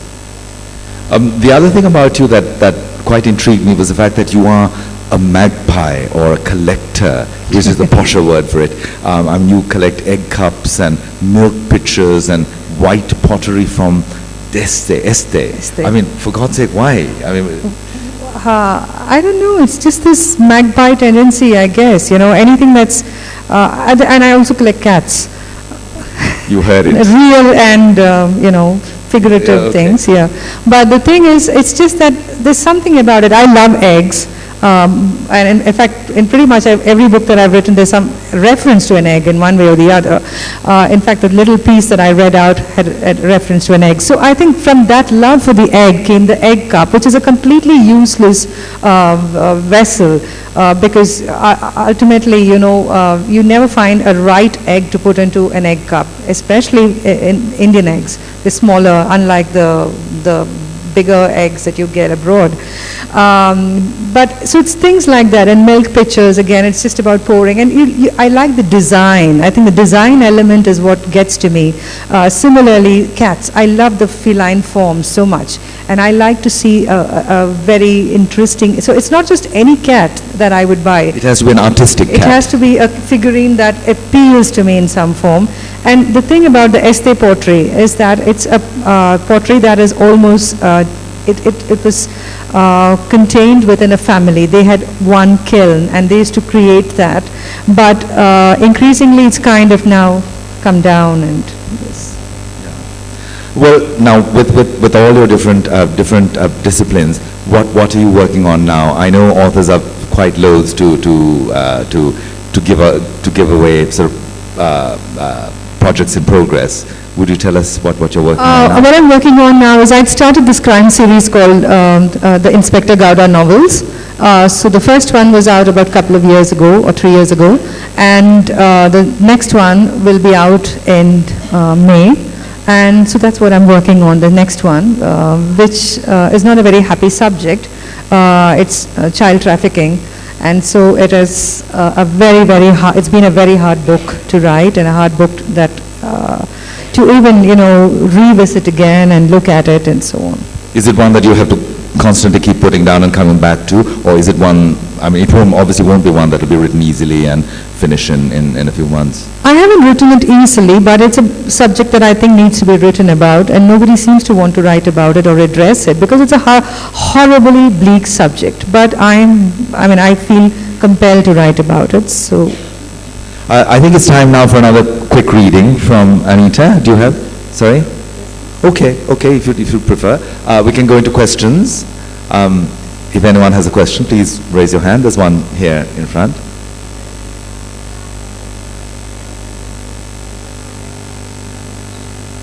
Hello. My question to you is, as you just read the extract from the alphabet soup, I could find an element of rationality as well as emotions. It was a debate going on between rationality and emotion. So we find there are three kinds of people. One who believe that love should happen and you should follow your heart. Another who use their intellect. And the third one who says that, okay, it's good to follow your heart, but then take your brain along with it. So what in which category do you think that people should Gosh, that's a tough one. I think you should just fall in love and then see what emerges. Not rationalize it too much. There's a question over here.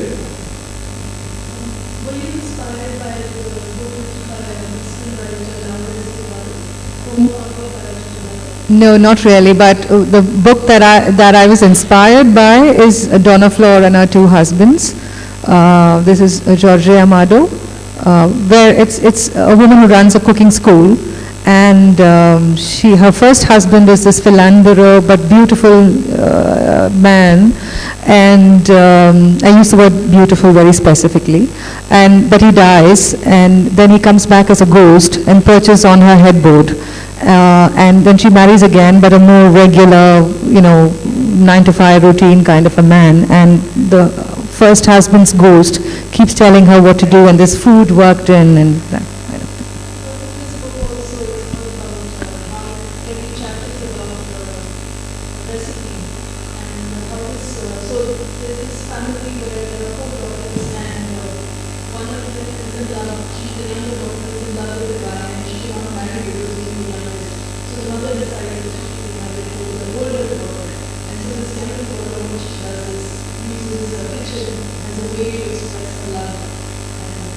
No, this is here, what I have here is an elderly cook who is trying to learn the English alphabet, and she cannot remember for the life of her what you find in an alphabet book. So her granddaughter tells her that, why don't you look at what you know, which is food, ingredients and dishes, and find a corresponding one for each letter of the alphabet. There's a question right at the back there, a couple of questions.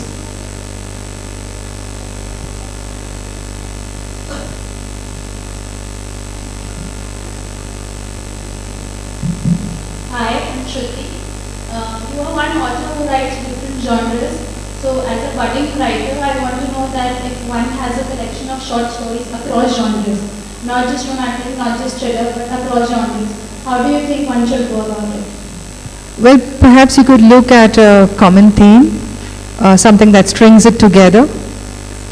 That would be one way of bringing in some kind of unifying element into it. Not that it's really required, because I think short story collections are allowed to be random. Yeah, I would think so. There is no need to be there's no need of having a binding factor for all the stories, right? Thank you. People will find one anyway. That's in my experience. You just write what you feel like writing. People will find a theme.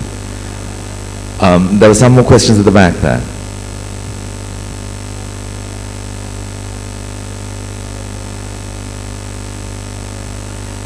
Hi.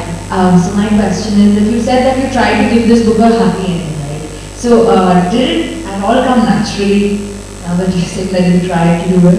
No, I didn't say, when I began writing the book, I decided that I was going to give it a happy ending. It may not be the conventional happy ending that one expects, but it still is a happy resolution to things for the here and now. It's not happily ever after. So it wasn't difficult. I didn't have to work very hard. In my head, it all fell into place very naturally.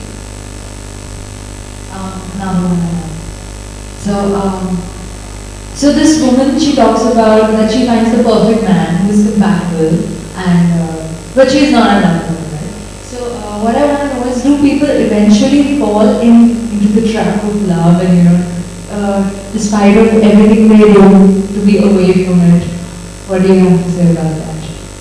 I guess you can't help yourself, much as you don't want to kind of give in to the moment and fall in love with somebody completely unsuitable or suitable. Sometimes you can't help it, which is why it is considered a kind of madness. There's no revoking it. Any more questions? There's one at the back there. Hello. Like India has always been a country of free governments, everyone knows that. But I feel that the new generation and like people who have crossed the silver jubilee, and I think that in this new generation it is not female dominance anymore. Now things are changing and female dominance is there. Do you believe in this? I don't know about female dominance. I mean, perhaps in some parts of the country, male dominance or the patriarchal norm has muted a bit. But if you go into small villages and small towns, etc., you still see a predominance of patriarchal traditions, and you see how women are still kind of, suppressed and repressed and so on. So things are changing, but not at the pace I think ideally I would like them to move at. This one here. Hello. My question is that when lovers don't meet eventually in a marriage form, then do you think it's better in a way that your lover whom you can't marry becomes your beloved forever, the love becomes eternal? Well, that is wishful thinking more than anything else, because I think it's also it's criminal to put away the rest of your life for a love that's not going to ever come to fruition. As a human being, I think it's your fundamental right to live the moment, enjoy it, to live life to its maximum and in every possible way. And why would you this ideal of this eternal love somewhere in your head, and you're just kind of drifting through life without experiencing it? It's I think kind of like suicide almost. This question over here. I'm Dr. Ravi, and I would like to ask you, as a writer, which has been your most challenging aspect of love that you haven't been able to capture, that you have been most challenged with while writing, you haven't been able to, you have struggled the most while capturing in its totality?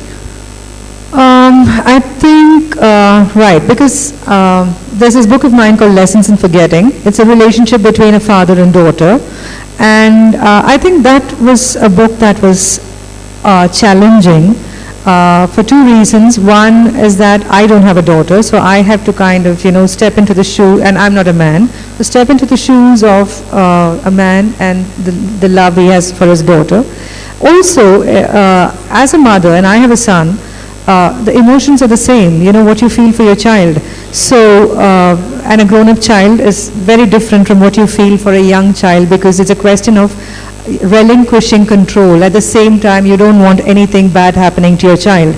So, all of that was weighing very heavily on my mind when I was writing that book. So, I think for me that was probably the hardest part in all the characters that I've written or created. How much have you been able to keep yourself away from the person that you're writing? I mean, real emotions creep in. Like you said, the relation that you have with your doctor, the son, coming in the writing when you imagine the doctor. So, as a writer, and you particularly, how much are you able to keep yourself away? Keep your real emotions away from the one that you are trying to create. Yeah, so the thing is, I need to draw from my own, reservoir of emotions to write about what I want to write. But I cannot, and many times I do live vicariously through my characters, but ultimately when I am writing, I know that I, as a person, Anita, doesn't exist. I have to put myself out, and I have to become the character that I'm writing about. So in many ways it's almost like method acting. I have to become the character, and so I know the emotions, but it's not Anita who's feeling those emotions. It's the character. There are some questions at the back there.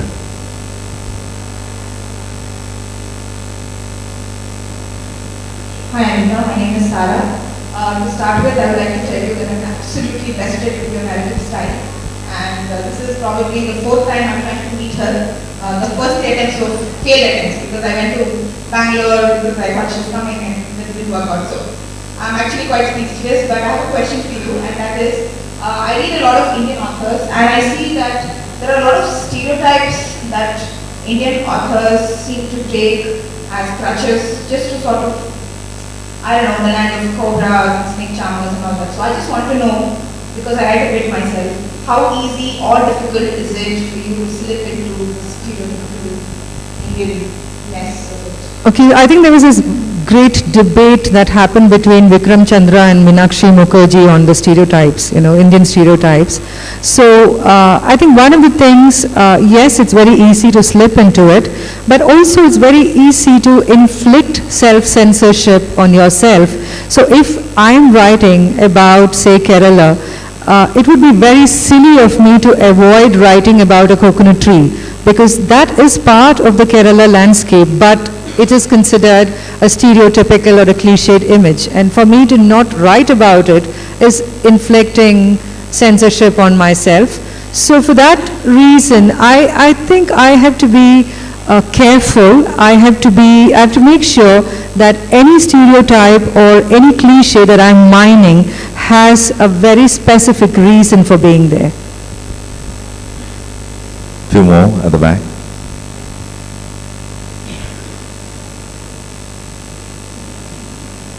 Hi, I'm Ramya. It may be a bit out of context, but how do you distinguish as an author from lust and love? Like, the lines smudge a little bit, right? How can you distinguish? Okay, let me tell you. There can be lust without love. But I doubt if there would be love without lust. So. How do you define them? How do you define it? Well, one is just a purely physical release, and the other one is where you are completely, deeply, intensely immersed in the process of making love. Where it is not just, you're not just loving with your body, you're also loving with your mind. Few more questions at the back.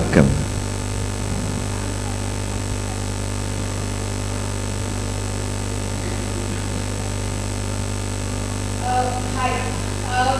Ma'am, I just wanted to ask that, do you believe that something like writer's block exists? And do you face it? And what do you do when you face it? I'm quite sure that writer's block exists, but as of now, I've never faced it. So I don't have an answer. What would I do if I faced writer's block? Okay, and I have a question from one of your previous novels about Akila, from Lady Stupid. Now, Akila was a protagonist in this particular novel, and in one of the sessions, I somehow heard that you actually have to slip into the shoes of the person about whom you're writing. So, did you find some Akila in your surroundings? Did you have some inspiration, or was it your brainchild? Like any other writer, all of us, what we do is that we, look around us. There's a lot of observation that goes into writing, and then we feed into that the imagination that we have, and together you create a character. So Akila was, at that point of time, I was working, and I had a young colleague who was about 31 years old, and she was the breadwinner of the family. And yet, if she wanted to stay back late, she needed to ask permission in her home. Was it all right for her to step out, and so on. So that set me thinking, and I think it began from there that I saw that I should create a character like Akila. So yes, it's all kind of, but that's not the story of Akila, which, as you know. But I think the situation helped me create the character. Couple of questions here.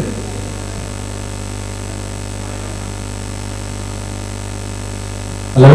Hi, I'm Deepak. I just wanted to ask, when you write, how much is autobiographical? How much you pick from an existing life and existing characters you meet, and how much is fiction? Most of it is fiction. I've written so many books, and no. Well, the reason being, I'll tell you why. If I were to experience everything that I've written in my book, I wouldn't have time to write books. I would just be experiencing. So most of it is kind of imagined. It's probably, there's a minor kernel of truth in it, in the sense that it may have resulted from something that I have observed or something that I have felt, and then I build on it. Just one thing. Have you ever tried while writing, try to demonize a person in real life and put her character there? No, no. Okay. In fact, I did the opposite. Somebody who trashed one of my books, I celebrated him in one of my books. Thank you. Question just behind you there. Hi. First of all, it's an exquisitely beautiful book. This alphabet soup for lovers. Little images like drumstick sambar or the crab thing, how it relates to love, it was wonderful. Now, I want to ask you two questions. One, when are we going to get the next crime novel from you? And two, will food play a major role there in that crime novel? Maybe somehow solving the crime, or maybe something to do with the crime? The second crime novel is going to be out in May. I wish I had used food now, because it's not, it doesn't have too much food in it, except that ultimately all crime is committed to feed hunger. There's a question over there, couple over there.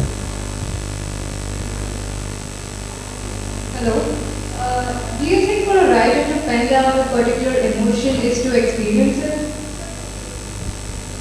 No, not really. Let me give you a little example. Now, for instance, in Lessons in Forgetting, there is this bit, this large segment where this young girl is raped.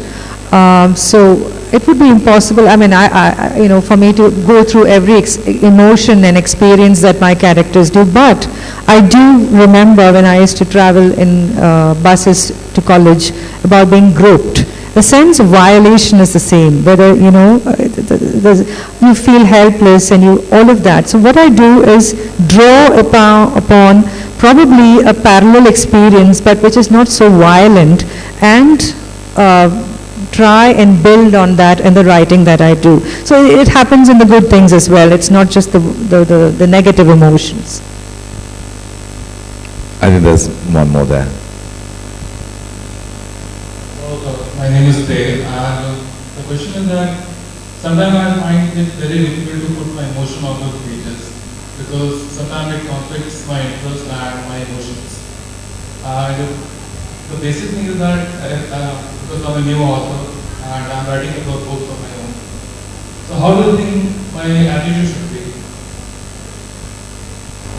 If you have a story to tell and you have a great compulsion within you to write, these things would resolve by itself. Maybe you need to dwell a little more on what is it that you want to write, and think it through.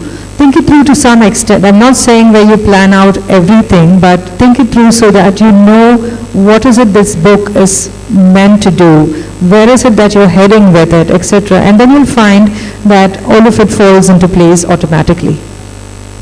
Well, I think we're out of time now. Ladies and gentlemen, Anita Nair. Thank you, everyone. It's been a great pleasure being here, and thank you, Ashok. You were probably one of the best moderators I've ever had in my long life. Oh, thank you. I pay her to say that. You'll be signing your books outside? Yeah? No. Thank you, Ashok Fere and Anita Nair, for this wonderful session on the alphabet soup of lovers. And as Ashok already pointed out, Anita will be there for book signing. So if you have a copy of one of her books, you can just meet her outside and get the book signed.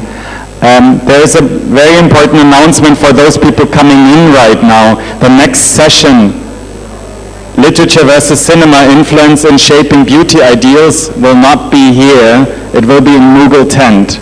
So everybody who is just coming in now and trying to get a seat for the next session, it will not be happening here. It will be at Mughal Tent, and only at 2:30. Not now, but at 2:30.